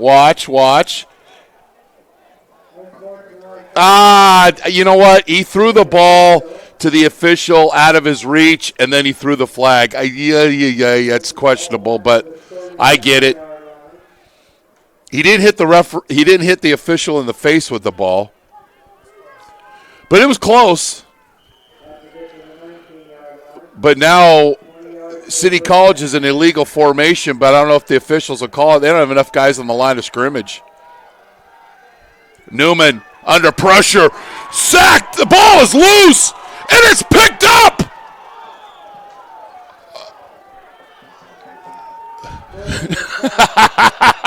Ruben Rosas wanted to run that baby, but Newman dislodged of the football, and the Pirates defense has come to play. Yowza. That ball squirted loose, and Rosas sees that ball and picks it up. Good pressure up front. Austin Martins gets home again. 4th and forever, and it'll be a pooch kick, and then just get out of the ball. Get out of the way, Pirates. Don't want it. And that punt goes 16 yards. Pirates bend, but don't break. You're watching Modesto Junior College football on NorCal Sports TV. Modesto Junior College football on NorCal Sports TV is brought to you in part by Modesto Junior College. Go to mjc.edu for more information on one of the largest athletic programs in the state. Big Island Movers, your go-to for prompt and professional moving services in We're good. Time to feed the bass. Picks up 7. And Modesto normally doesn't play this way, but limit the possessions for City College by picking up first downs. Bass with a run, picks up the first down and more. Another 8-yard gain for the sophomore. Pittman High alum, all-purpose record holder for Modesto JC, and he really didn't start till about the 3rd or 4th game of his freshman year, and then went on a run, a lot of runs. Darius Nelson, 2-yard gain. This is the Pirates' second possession of the third quarter, and more importantly for their defense, City College has had the ball one time. Kane Rogers on the fly sweep, and that didn't feel good. And Rogers been battling some injuries, and I don't know if he re-injured himself right there, but instead of just trying to finish the play, he wanted to make a bigger play. I love that about Kane Rogers, but in doing that, might have pulled something or re-injured something. So it's 3rd and 7 here for Modesto. And they've been successful because they've pretty much avoided third down plays today. 10 on the play clock. And Nelson lined up short to protect Weaver. Weaver en route to Brandon. Gray goes through his hands. Now, wasn't a perfectly thrown football, but we're here playing junior college football. That's one that if you ask Brandon Gray, he'd probably expect that he would catch that. Well, Andre Sherman, we talked about his punting. Well, this is the first time he's punting all day today. And they'll try to pin the Rams up against their own goal line. Bailey Costin, who had 5 receptions for 103 yards, who's been out since October 19th, will be back to receive this punt by Sherman. And he's roughed. And I hope Andre's not hurt. And immediately his teammates are out there. And that's the kind of team that Modesto is. Immediately out there to help their teammates. Sherman is roughed. But we'll see. The ball is now marked at the 15-yard line. It depends if this is a 15-yard penalty. And Jerry Robinson's going to go over to talk to Coach Stivers.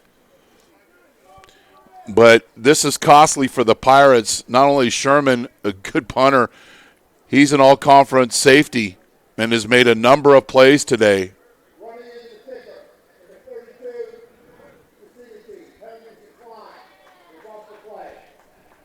So it would only be running into the kicker, so City College will take over on their own 15-yard line. So running versus roughing. But if you ask Andre Sherman's family, they were roughing him. They didn't run into him.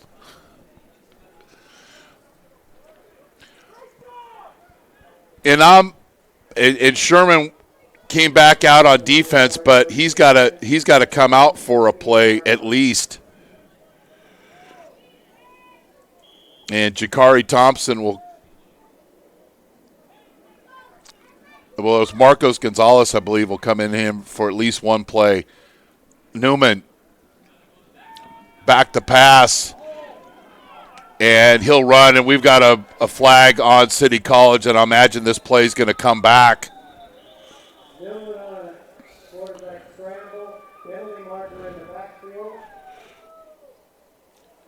Jericho Ta'amu was on the pressure there.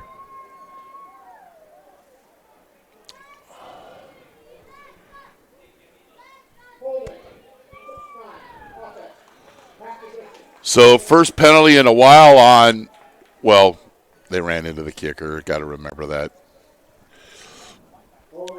Pirates got off the football. Nice push up front.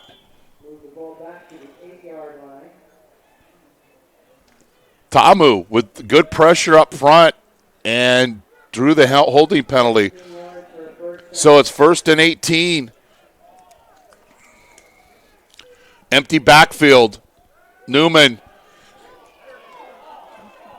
somehow gets away from one Modesto tackler, and Rosas couldn't make the play, but his teammates rallied up, and it's a short gain for Newman. Pirates have a great defensive scheme today. Some guys are just coming in absolutely unblocked and taking shots on Newman, and they'll continue with this empty backfield. And you see how those both offensive tackles are in a high stance, bubble screen, and the Pirates rally to the football. And instead of being a 2-yard gain, ends up being a 9-yard gain. Oh, and then we got to push after the play and another flag, and it's junior college football, ladies and gentlemen. And then guys running off the sideline. We got two players and then another penalty, and I believe, and then we got the ball boy running on the field trying to cause something. So how will they decipher this? Well, better be the announcer than the official at this point.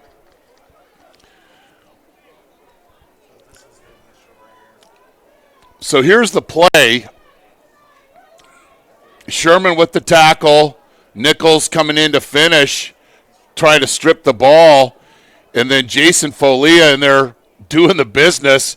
But it's always the second guy that gets caught. It's never the first guy. I mean, Folia was literally trying to dislodge the football and the kid's arm from his socket, but he didn't get caught. I believe City College got caught. And normally it's the second guy. And then you say to the coach, well, I didn't start it. Well, yeah, but you finished it with a penalty.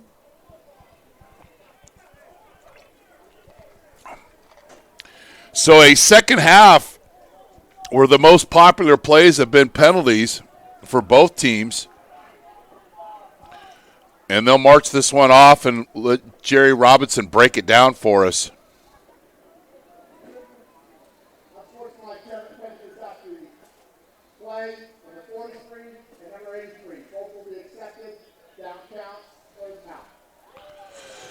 So the play's going to count, and then it'll be 3rd down, and they're going to march this from the spot of the foul.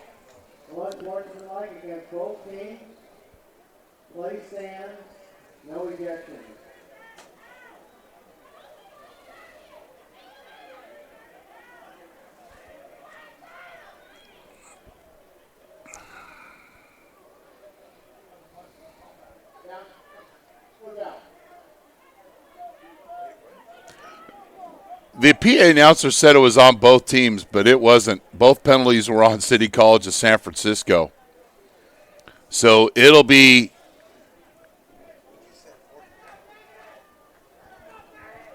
third down as the second down play counted. So it'll be 3rd and 20.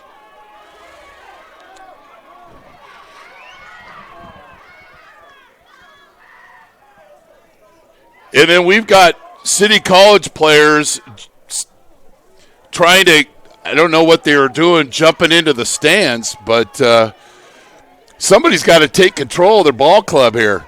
Empty backfield for Newman, and then it'll be a timeout for Coach Collins as they might want to get some security, and here comes the City College of San Francisco police. No room for this for football.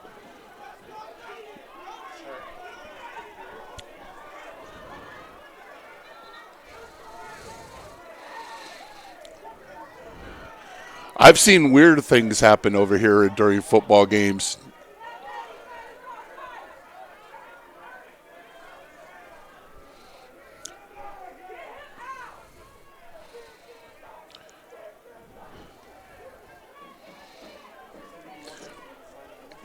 I don't like when people are in the stands have an effect on the game, and especially probably when they're not even capable of playing this great game, but they involve themselves. So Coach Collins calls his first timeout.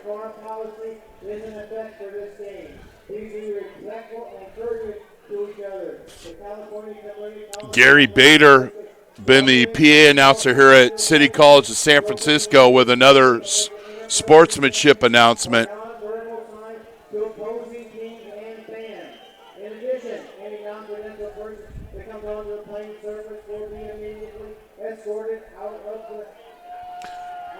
Third and 20. Pirates got to keep everything in front here. And they're going to put a little pressure, and it's going to be a screen. And Sherman ragdolls him down to the ground. And then Sherman, instead of celebrating and running away, says something, and the officials there, and they're very adept at throwing the penalty flags, deservedly slow today.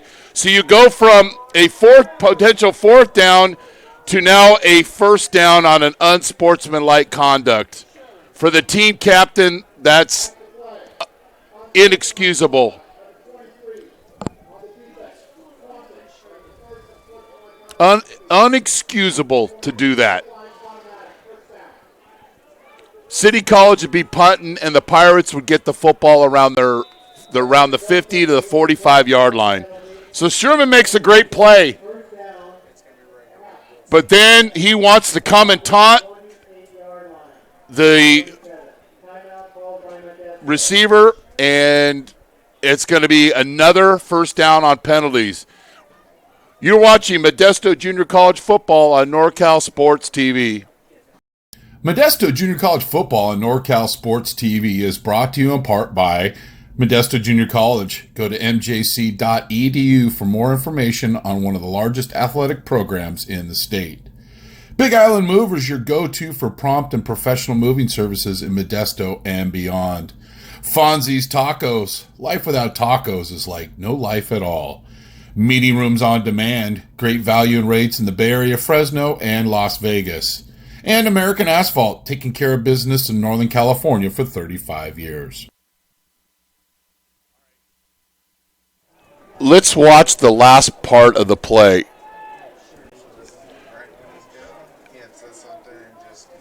Yeah, just inexcusable. So instead of having the potential punt here, the Pirates get a first down on penalties.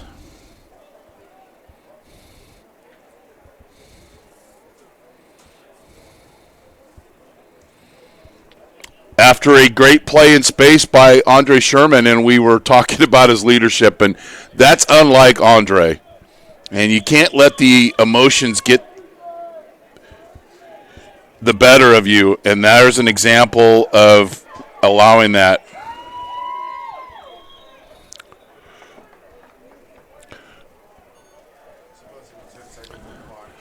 So they can't end a quarter on a defensive penalty, so there will be one untimed down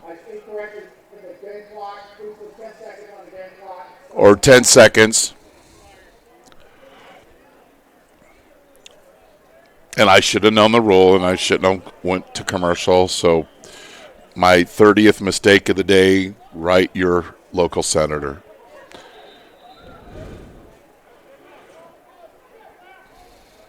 So it'll be 1st and 10 from the 27-yard line. Empty backfield means Newman's got to get rid of the ball quickly or be subjected to a sack. Pirates disguised their coverage, and Jordan was right in the vicinity on a layered route by City College. And credit Modesto, they've been all over the passing game of City College and the West Coast concepts. They continue with the empty backfield, 2nd and 10. We're still here in the third quarter from City College of San Francisco. Newman, nice completion in the middle of the field for a first down and right in front of Trey Nichols. And there's Newman's ability, knowing there's no one to block those true free rushers, throwing the ball to the receiver in the middle field for a first down. And we'll try this once again. You're watching Modesto Junior College football on NorCal Sports TV. Big Island Movers is a fully licensed and insured full-service moving company in Modesto. For over 10 years, we've provided friendly, reliable moving services in Central California.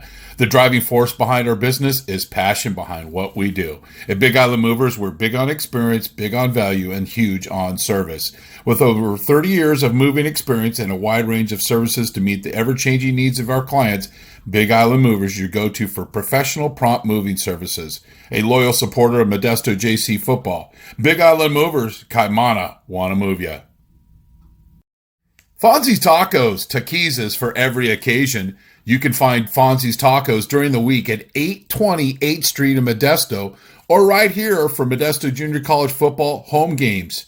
You have a special event or company function, contact Fonzie's Tacos at 209-596-8871 and they will help. Check out their high ratings on Facebook and Yelp. Once you try Fonzie's Tacos, they will be your new favorite taco truck. Fonzie's Tacos, life without tacos is like no life at all. So after the well-timed throw by Newman, the Rams move the chains, and the start of the fourth quarter here on NorCal Sports TV. Newman, quick outlet pass,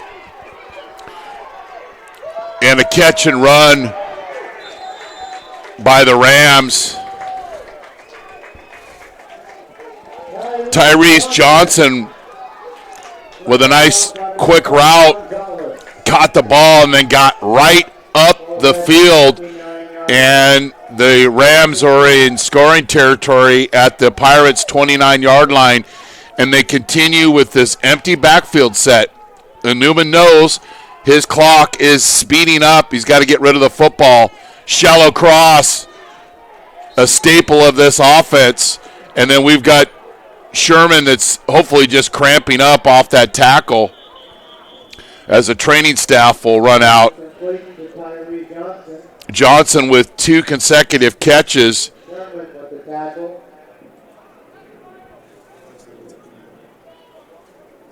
So I don't know if Sherman's cramping or something to do with his knee, and the training staff is out there. But shallow cross.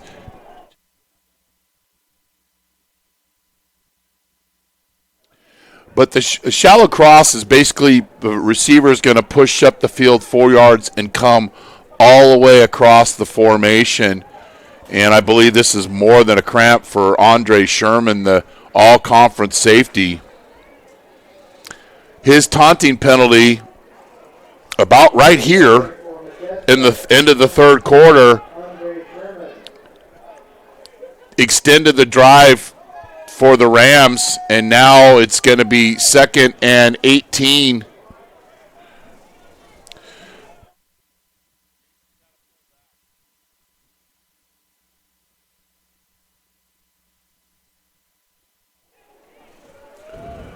So Sherman will head to the sidelines assisted by the athletic training staff. But since Coach Collins has gone to this empty backfield means the quarterback is all by his lonesome, and it's a 3-by-2 set, and they've just been working their West Coast concepts, shallow crosses and deep in routes and screens and swing routes. Newman gets out of the pocket, throws into the end zone, and goes incomplete. And I believe the receiver ran out of bounds before that pass. So it'll be 3rd in what is for sure 4-down territory. And the Rams will get right up onto the football. 3-by-2 set.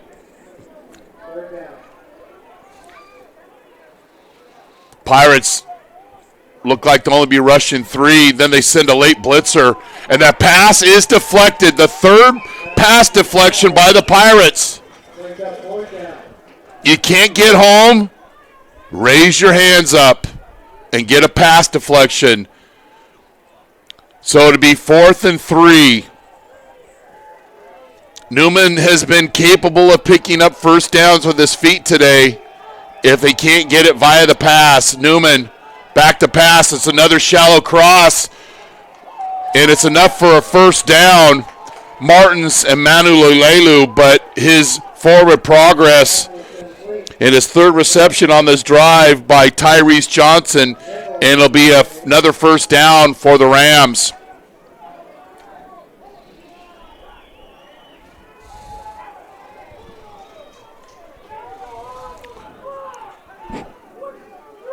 And, of course, we have a lot of officials in the stands.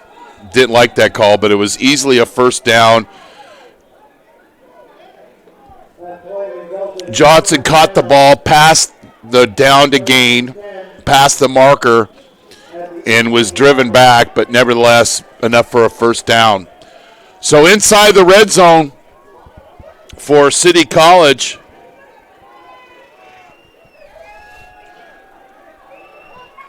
Newman, and another shallow cross, but Ruben Rosas makes the tackle. And then we've got a hurt player on the field. I believe it's Johnson, hurt after the catch. In the red zone this year, City College touchdown percentage are 22 of 37, 59%. And as far as red zone scoring, they don't need a field goal here. They definitely need a touchdown. They're 25 of 37. But 22 of 37, that's 15th in the state of California. You're watching Modesto. No, we'll keep it right here.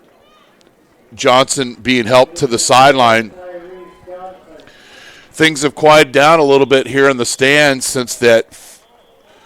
I'm not playing football, but I want to involve myself in the game attitude of what seems to be so prevalent, unfortunately, in today's athletics.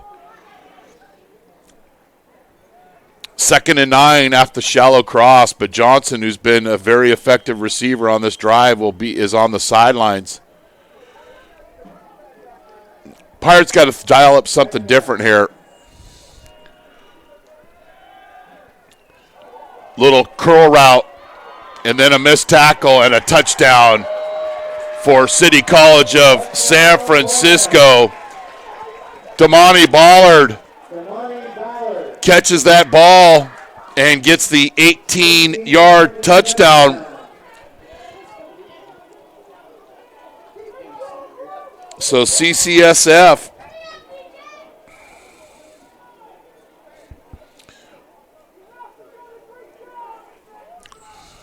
and the extra point is, and then we've got another flag on the field.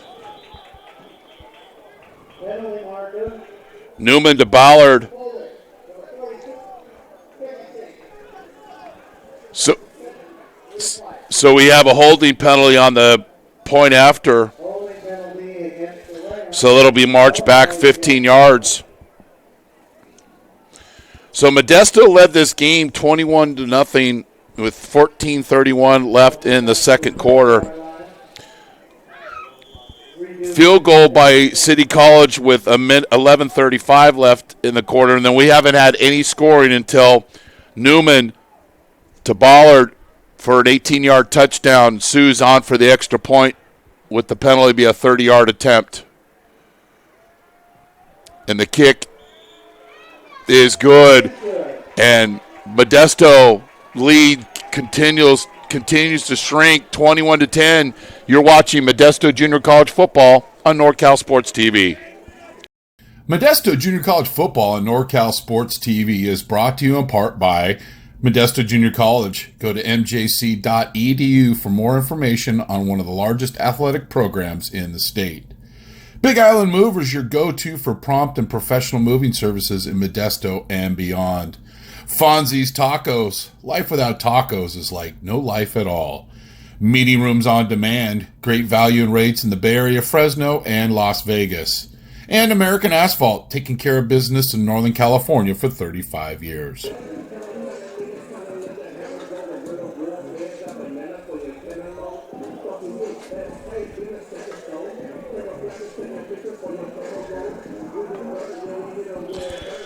City should have kicked the...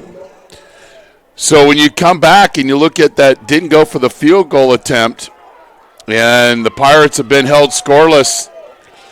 Nelson with a nice return out to the 31-yard line, and let's look at that last scoring play for City College. Just a little curl route, little option route in the middle of the field, and the Pirates didn't do a very good job of rallying up to the football, and Ballard with the touchdown.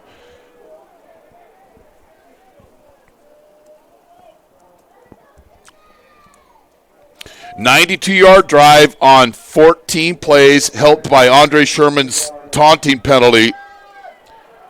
Weaver with a quarterback keeper and no gain. And you can start to feel the momentum swinging towards the Rams sideline. Now he is playing now. He's been waiting for the fourth quarter. Tave Tuatasi with that last play. Looks like he's lined up off sides here. He backs up, but he hasn't played all game and played on that. He's in there in the fourth quarter and has been a factor already. Speed option of the Bassman, but then we've got another holding penalty out in space by the Pirates.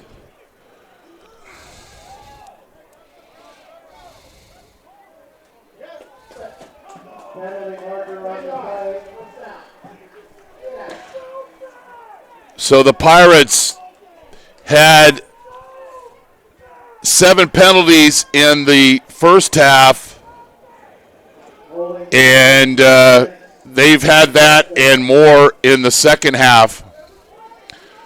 So Bass picks up a big gain on first down. Now it is 2nd and 10, and the Pirates are playing again behind the chains. The Pirates led 21-zip-alicious at one time, and now it's 21-10.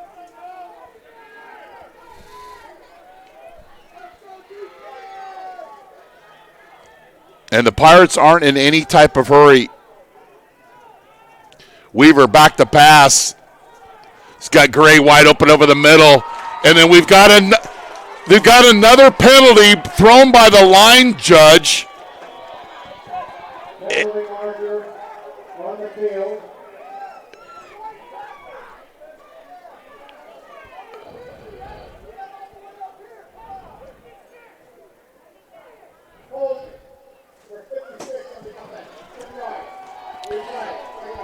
And I'm not doubting that the Pirates might have held, but normally you don't see the line judge when the ball is snapped on the opposite hash to call a holding penalty. Again, I'm not saying it wasn't, but normally the mechanics and the responsibilities of the official, the line judge isn't, and the ball's all the way over on the opposite hash. Peculiar. So now it's second and forever.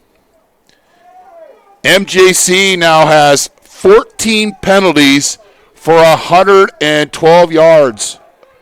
Bass loses 4 yards on that play. And the feeding frenzy for City College continues. A lot of guys standing around for MJC. You got the lead. You got to play like it. And so far in the second half, they have not. Those 14 penalties, and most of them have been backbreakers. Extending drives, nullifying big plays. And when you play a quality football team like City College and give them many opportunities, not going to work out real well. Quarterback draw for Weaver and picks up 4 yards, and the Pirates will punt. Now, I don't know if Weaver's going to have to punt because Sherman is out.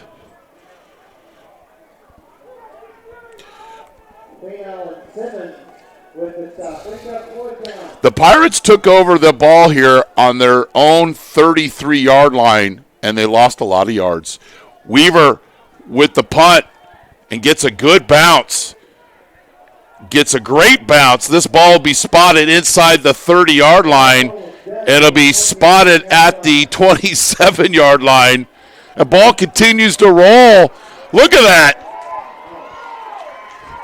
And if you're at City College, why would you even get near the football? I don't understand that. That ball rolled an additional 9 yards.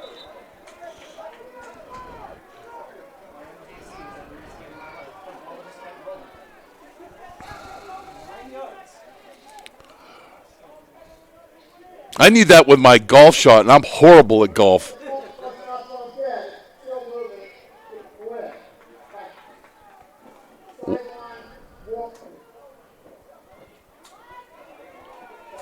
Jerry Robinson is not a stutterer. There's just a problem with the PA system. It's a sideline warning on City College. So the Pirates flip the field with Weaver's punt.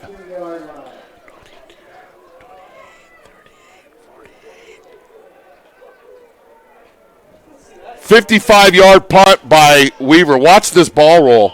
Roll in, roll in, roll in. Watch this ball in, roll in, rawhide. And what's Mack doing in there? He touches the football. It's going to be a turnover. Newman over the middle of the field, and Farah Manululelu. But again, there's a flag. There's a penalty. There was a play. And then the back judge wants to get involved. I don't know what the call is here. Maybe an arm bar on the defensive back for Modesto.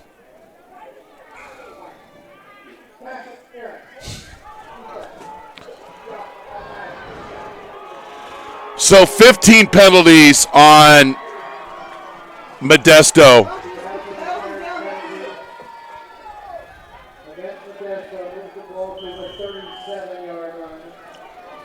So unofficially, I believe it's the 5th first down via penalties for City College. Newman's got a receiver downfield, and it's incomplete. If Jordan turns his head to the football, he could possibly intercept that. Goes incomplete. It'll be 2nd and 10. Someone on this Pirates defense got to step up and make a play. Because if City College scores, it's going to be a one-score game. And the Pirates offense which racked up 311 yards in the first half, has done zippo in the second half. Pretty good coverage from Jordan But if he turns to that football, he might intercept it. Easy for me to say up here in the booth. Empty backfield. Somebody got to hit Newman in the mouth. He's just been slinging the ball all over the field here in the second half. He's under pressure. He flushes the pocket and throws that one away and ends up on his keister. Tried a touch pass to get that one into Frank Hall, but didn't. It's 3rd and 10. Now the Pirates have attempted to get off the field on 3rd down, but the last time they had a penalty and extended the drive. See what happens here. And they'll continue with that empty backfield. 3-by-2 set for City College.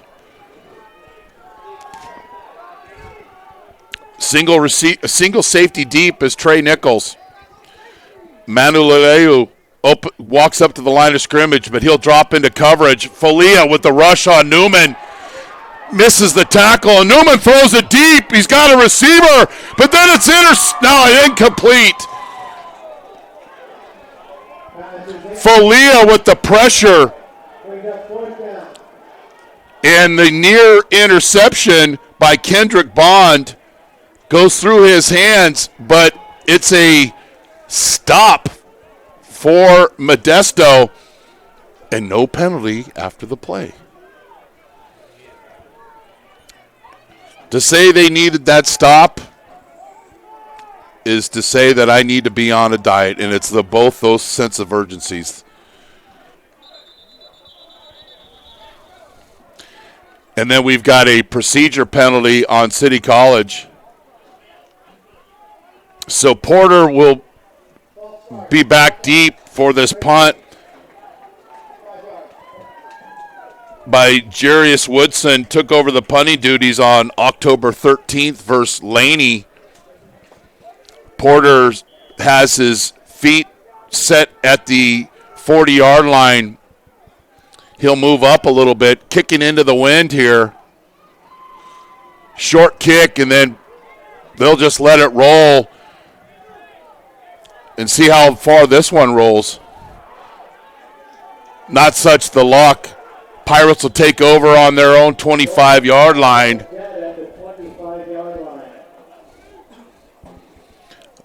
And the Pirates don't necessarily need to score. They need to put together some first downs, kind of get the momentum back on their sideline, broaden those shoulders up a little bit.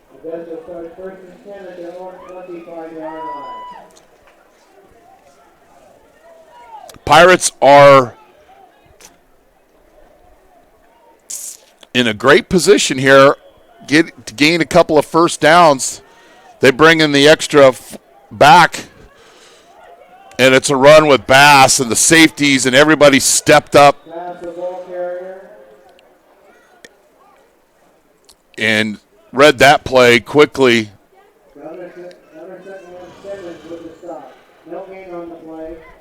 So the Coach Stivers has brought in the extra fullback, Thomas Wood, offensive lineman. Then he comes out of the game, and the Pirates will reset.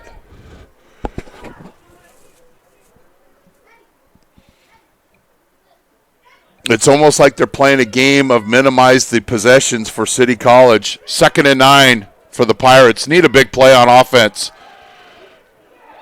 They're going the wrong way. Good. Porter with the TFL for the Rams. He had 8 tackles and 2.5 sacks against Modesto in the last game. He's got 15, now 16 tackles for losses on the season. Anthony Porter, sophomore linebacker. 3rd and 14. 5 on the play clock. Weaver back to pass. He's flushed from the pocket, and it's another holding penalty for the Pirates. And it'll be a 3-yard loss, and Coach Collins going to decline the penalty. So the Pirates' first drive of the second half, they moved the ball,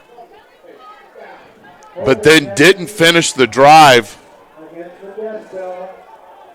And Modesto trying to, it's substitution, mass confusion. But what happened, the official didn't blow the ball in play. So the massive flow of red jerseys going to and fro, the Pirates weren't able to take advantage. They wanted to and pick up a 12th man on the field. Yeah, the referee's got to blow the play clock in and blow the play in.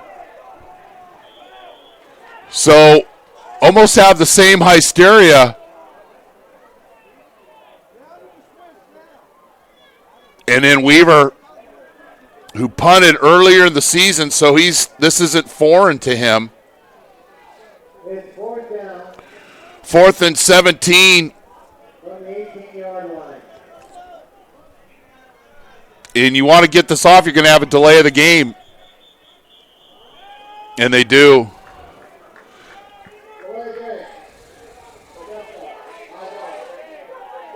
If the Pirates win this game, put this on YouTube under the definition of winning ugly. Search YouTube. Just a lot of penalties. I believe that's number 8, maybe 19 for the Pirates.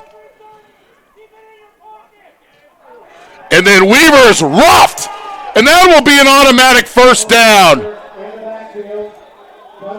That's not running into, that's a roughing penalty, and that'll be a Pirates first down. See, there's got to be a point when you're a player, understand the situation. You're going to get the ball in great field position, then you try to be a hero, and then what happens? You end up looking like a 0. You got to know the time and situation. If it's the last play of the half or the game, you need to go and be aggressive there. But if they don't call this roughing the kicker an automatic first down, I'd be very interesting to get a close-up shot of Coach Stivers and his reaction.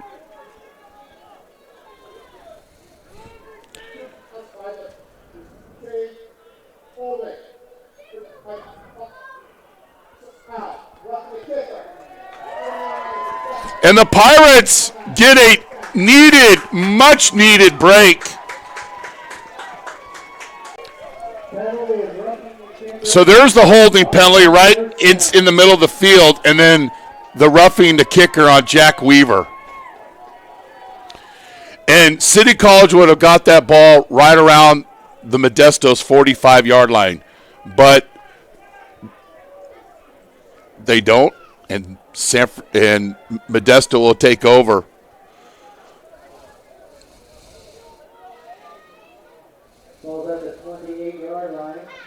I appreciate players trying to make plays. I've coached football for over 25 years, but there's also got to be a no when to hold them, no when to fold them.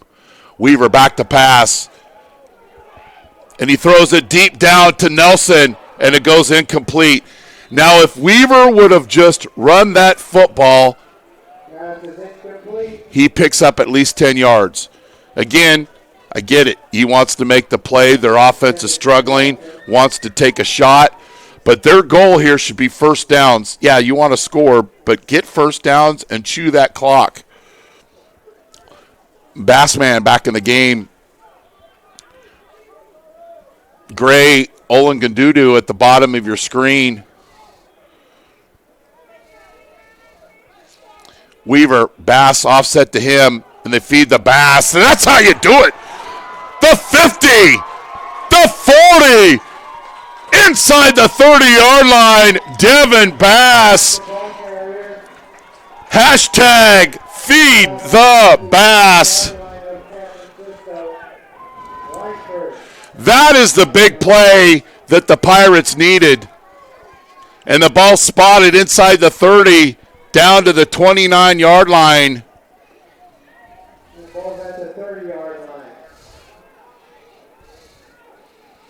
And then they'll bring in their heavy set with the extra offensive lineman disguised as a fullback. And the Pirates will work that clock. Nelson bounces it outside, gets a block from the wide receiver core, and he picks up a first down. Now the Pirates are playing with a little bit of confidence. And that ball will be spotted on the 15-yard line. Modesto has been shut out since the 14:31 mark in the second quarter.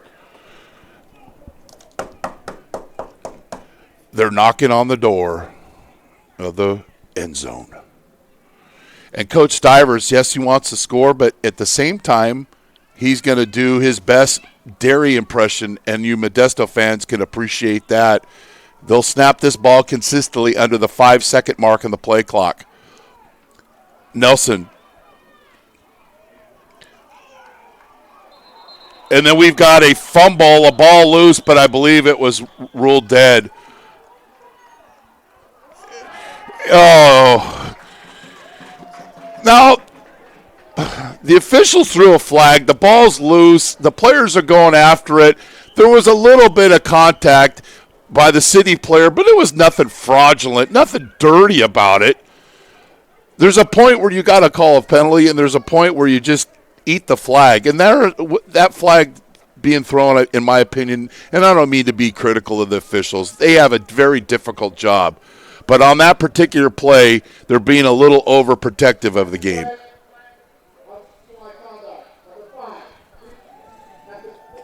And Tyreek Mack wasn't doing anything horribly there. And then he's probably going to dig himself a worse hole right now.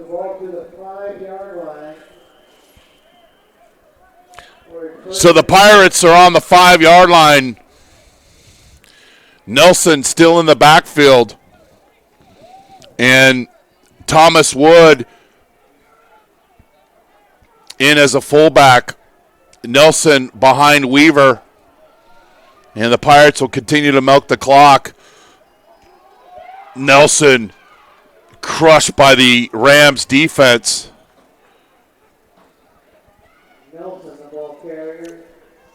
Got to punch it in if you're Modesto here. Thanks, Captain Obvious. And as well as milking the clock, the Pirates have done a good job. They had the ball here with this drive at the 9:15 mark. We're just at the 5-minute mark here, or close to it in the fourth quarter. And I think Coach Stivers is going to let this one roll all the way down and call a timeout. No, they run the play. Weaver, back to pass. Don't want to take a sack here, Jack. And he does. And he at the 14-yard line. And then City College calls a timeout, I believe.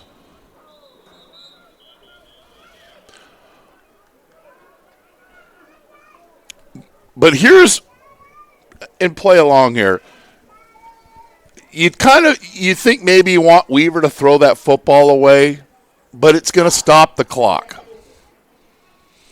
He takes the sack. Yeah, they lose some yardage, but he forces it. But what ends up happening is City College calls a timeout. So something accomplished out of a bad play. Now, it's right now they're in Diak's field goal range. You take another sack, not going to be that a high percentage of a field goal attempt. But Diak has been pretty effective within that 40, 42-yard range. Right now would be a 31-yard attempt if the Pirates don't pick up any yardage. But if Weaver takes a big loss or they have a trending holding penalty, then makes that much of a longer attempt. And remember, the Pirates early in the game had a fourth down, and instead of trying to kick the field goal, they went for it, and the pass fell incomplete. So 4:55 left here from City College of San Francisco in a second-half penalty-filled ball game. Nelson in motion. Touchdown on the fly sweep. Darius Nelson from 14 yards. And the Pirates potentially put this one out of reach with that touchdown play. Darius Nelson on the fly sweep. Rarely have Bass and him been playing on the field at the same time. This one used Bass as the decoy and Nelson with the run. And the Pirates get a much-needed touchdown, and Dyack with the extra point attempt. And it's good. And Modesto leads City College of San Francisco 28-10. You're watching Modesto Junior College football on NorCal Sports TV. Modesto Junior College football on NorCal Sports TV is brought to you in part by Modesto Junior College. Go to mjc.edu for more information on one of the largest athletic programs in the state. Big Island Movers, your go-to for prompt and professional moving services in Modesto and beyond. Fonzie's Tacos. Life without tacos is like no life at all. Meeting rooms on demand. Great value and rates in the Bay Area, Fresno, and Las Vegas. And American Asphalt, taking care of business in Northern California for 35 years. All right, Bob. 13-play, 75-yard drive that eat up nearly 5 minutes of time, and cherry on top, City College used a timeout on that drive. That kick goes out of bounds, and the ball, we'll see if Coach Collins wants to take the penalty and have it re-kicked, or if he'll take the ball on the 35-yard line.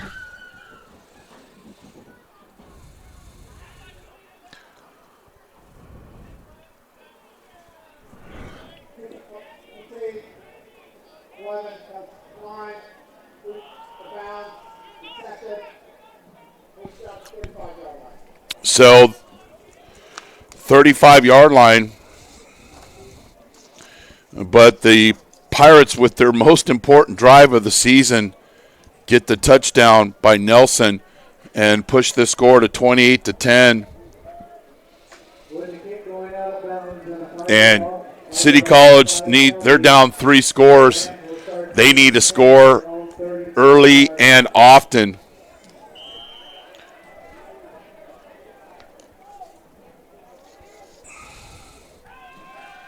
Newman back to pass. Austin Martins is chasing him, and he gets there. And another TFL for Austin Martins. Sackalicious here at City College of San Francisco for the all-conference linebacker.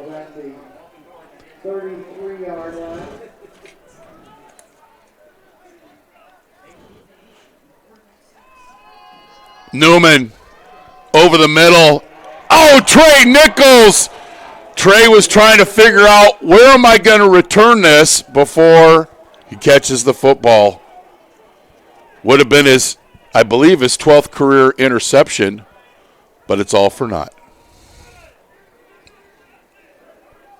And that one lofted in the air, dripping with gravy, and Trey Nichols had a beat on it. 3rd and 10. Newman throws a dime, and it's completed to the 39-yard line. Johnson, who had been hurt early in the game, comes back and makes another reception. Ball spotted on the 39, and the City College Rams will line up right on the football. And another completion to Frank Hall, who's close to that 1,000 yards and receptions for the season. His big game of the year, had 9 receptions for 243 yards against Chabot and 3 touchdown receptions.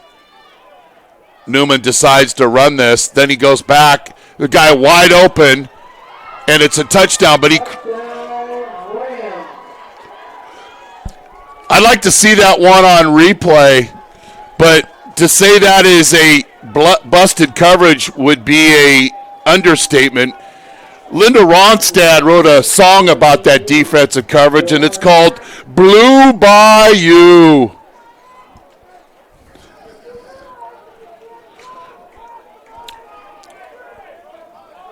So a quick score, less than a minute and 6 seconds on the score, and the extra point is good, and it's 20-16, and there's going to be an onside kick attempt. For San Francisco, that was a 67-yard touchdown drive in sixth place, culminating in a 33-yard touchdown pass from Jack Newman to Devon Patton. So Newman to Patton.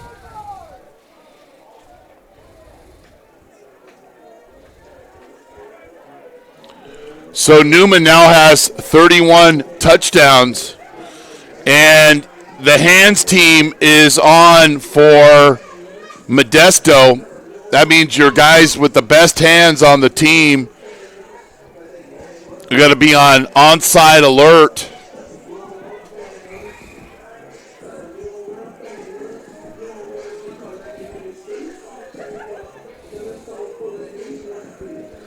And if you're Modesto, what's your goal? Just get the ball. You don't want to return it.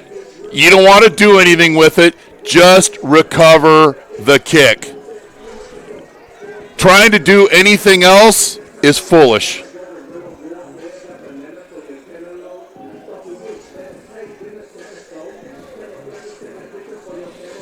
And with City College with only one timeout, if Modesto gets the football, a couple of first downs, they'll win this game.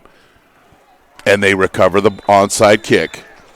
And the sure-handed Tommy Olowengundudu gets his best kickoff return of the season, goes for no yardage, but just recovers the onside kick, and the Pirates will take over on the 44-yard line with 3:44 left in the fourth quarter. Bass bounces outside, stays in bounds, drags the tackler, and gets 10 yards. Right down by Howard. Devin Bass and all these sophomores. It's been such a pleasure of covering their games the last 2 years, and both seasons the Pirates got off to slow starts. And why? Well, they're playing exceptional schedule, and just seeing, believe 6 or 7 out of the Pirates' opponents all playing postseason this year. And one of them, Laney, is playing for the state championship next Saturday. Well, the Pirates figured, well, we haven't had a penalty in a while, so let's – no, they weren't doing that. I'm being sarcastic. Procedure penalty for the Pirates. So I think we're probably close to the 20 to 21 penalty number here for the Pirates. Clock's running. Bass in the game with Nelson. The last time they had this combo, they faked the Bass and gave it to Nelson on the fly sweep. And this time, City College was not fooled.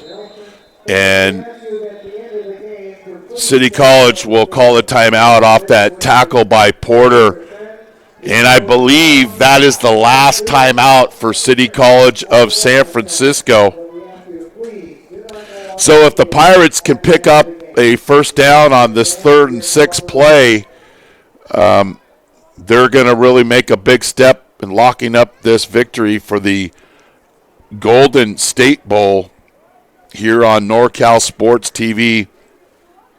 Want to say thank you to City College of San Francisco and their athletic director, Harold Brown, of getting us all set up here at City College of San Francisco. Let's go over the keys before the game. Well, started late, talked to the first quarter. City College, protect Newman, stop the run, and possess the football. Been okay with that. Modesto, get off the field on third down. They have done that with the exception of some penalties that extended. Avoid big yardage chunk plays. Now, besides that 33-yard touchdown pass on the Linda Rodstad Blue Bayou coverage, they've done a pretty good job of that. And balanced attack on offense, running and passing. Bass, and he's tackled. Sammy Nizy in the backfield with a tackle, and it'll be fourth down. And by the time the Pirates kick this ball, it'll be under the 2-minute mark. Now, the Pirates, with Weaver, with his ability to punt, they can appear that they're going to go for it and still have the short kick. So the Rams have to respect that. And that ball goes out of bounds, and we'll see where it's spotted. 29-yard punt by Weaver, ball spotted at the 10-yard line. With 1:53 left. And want to thank all of our partners, in particular Big Island Movers, your go-to for prompt and professional moving services in Modesto and beyond. 2-year partners of Modesto JC. Well, they've been partners for Modesto JC for a long time, with NorCal Sports for 2 years. So Joe and his family, Kaimana, wanna hug you. Thank you, brother. Newman, deep route or 6-yard route to Hall, and he gets out of bounds, and Jordan keeps everybody in front.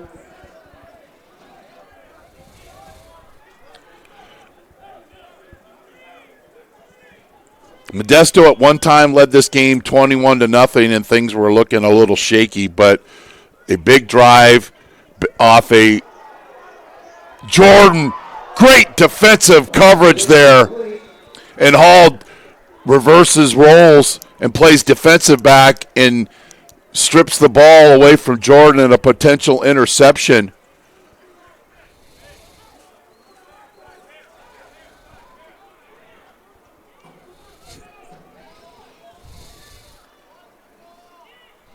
Actually, I believe that was Kendrick Bond in coverage there.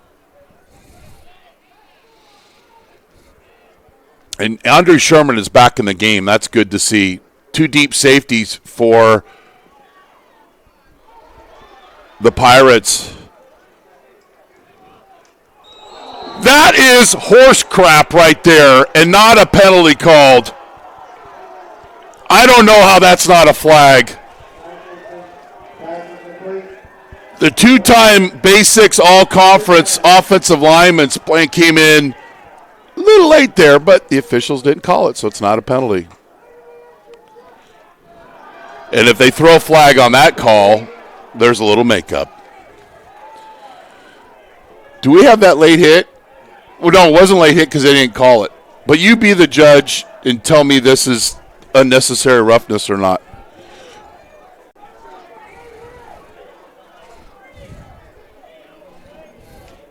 Play's over. Yeah.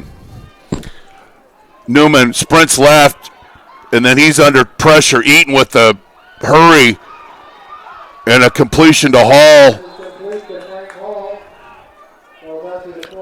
20-yard gain. And Coach Collins urging his guys to get up at the line of scrimmage.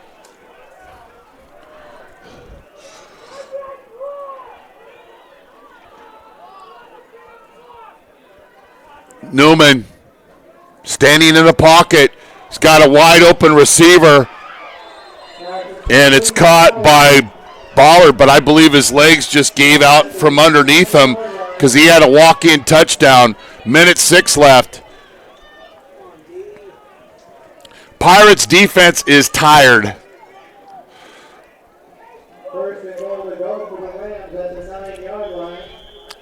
You know what? It might not be a bad idea for Coach Stivers to call a timeout if they get a stop. They get a no score on this play, just to let his guys run. Farron Manulelu. We'll give him credit for a sack. His guys are tired. 42 seconds left and running. Newman.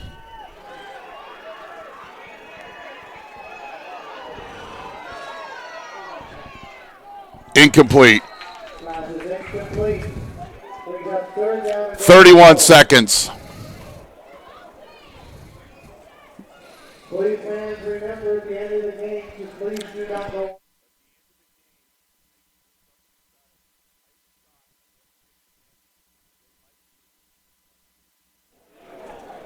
It is third down and goal to go. And also Fonzie's Tacos for their support this season, a new partner of Modesto JC football. Life without tacos is no life at all. Newman on the deep comeback route, incomplete. That'll be fourth down.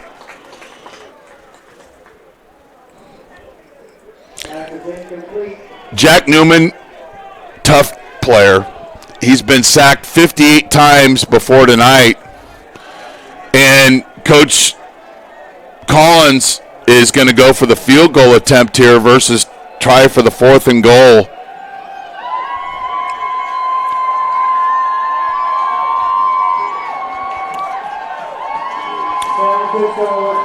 Sue's with the field goal attempt.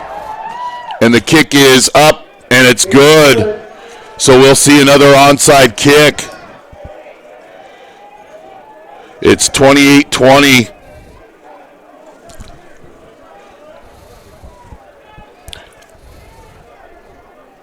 Sue's with the 27-yard field goal with just over 25 seconds left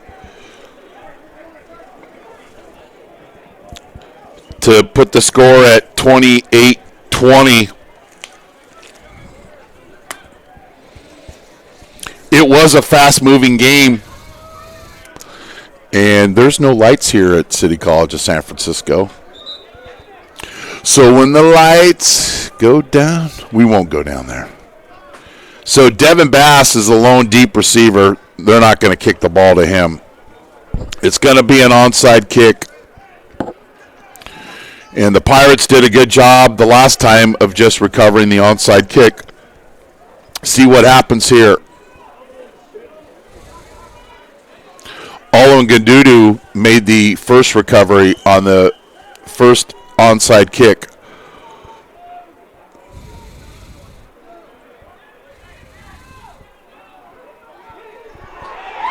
And I believe Brandon Gray made the recovery there. Yes, he did. And the Pirates will run one play, and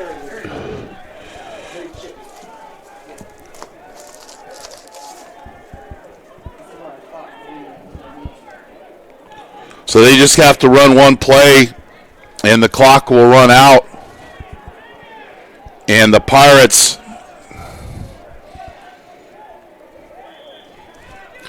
looking to make history today. Again, haven't beat City College of San Francisco since 1958 until today.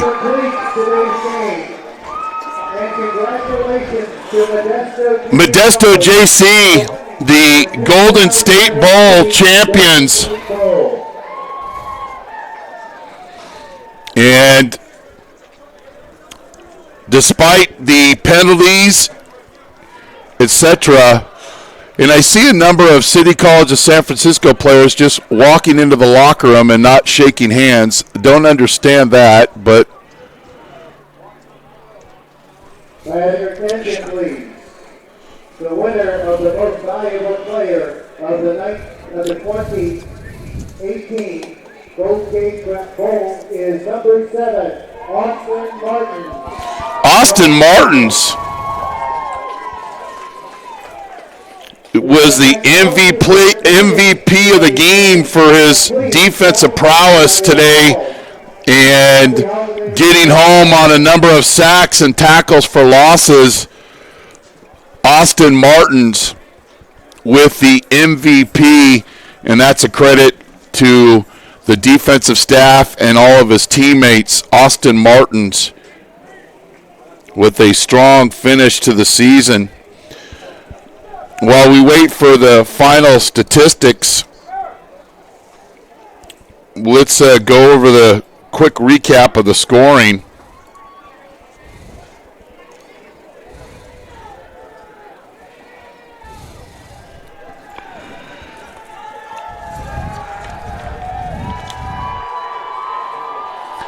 It's a big win for Modesto. Golden State Bowl champions, and Austin Martins the MVP. Porter to Weaver got the scoring started, and the Pirates led 6-0, set up by Devin Bass, 57-yard run. Then Bass with a 4-yard run, Bass with another 4-yard run. Then Suze got the Rams on the scoreboard with a field goal, made it 21-3. Then Newman to Ballard for 18 yards, made it 21-10. Then things were looking pretty desperate for the Pirates. And then City College of San Francisco with a roughing the punter penalty extended a drive, and the Pirates made the Rams pay with a Darius Nelson run off a fly sweep to make it 28-10. Then Newman to Patton for 33 yards to make it 28-17. And then Suze with the field goal to make it 28-20, a victory for Modesto JC. Statistically, Modesto threw for 187 yards, rushed for 274. Weaver 9 of 14 for a touchdown. Devin Bass 22 carries for 137 yards. Nelson 12 of 74, 1 TD. Porter 2 receptions, and Bass 1 reception. From George M. Rush Stadium, where MJC beat City College of San Francisco 28-20 to win the 28 Golden State Bowl and end their season with a record of 8-3 in their first victory over City College of San Francisco since 1958. We want to thank Modesto JC and head coach Rusty Stivers, our partners who helped us bring you all 11 Modesto JC games this season. Big Island Movers, Fonzie's Tacos, American Asphalt, and Meeting Rooms on Demand. And our fans who watch our games every week. You have been watching NorCal Sports TV. Thanks to our crew, Jason Brown, Ryan Castaneda, our statistician, Jeremy Hurtado, and our director, Luis Rangel. I'm Chris Babcock here in San Francisco. Good afternoon, and thanks for being on the show.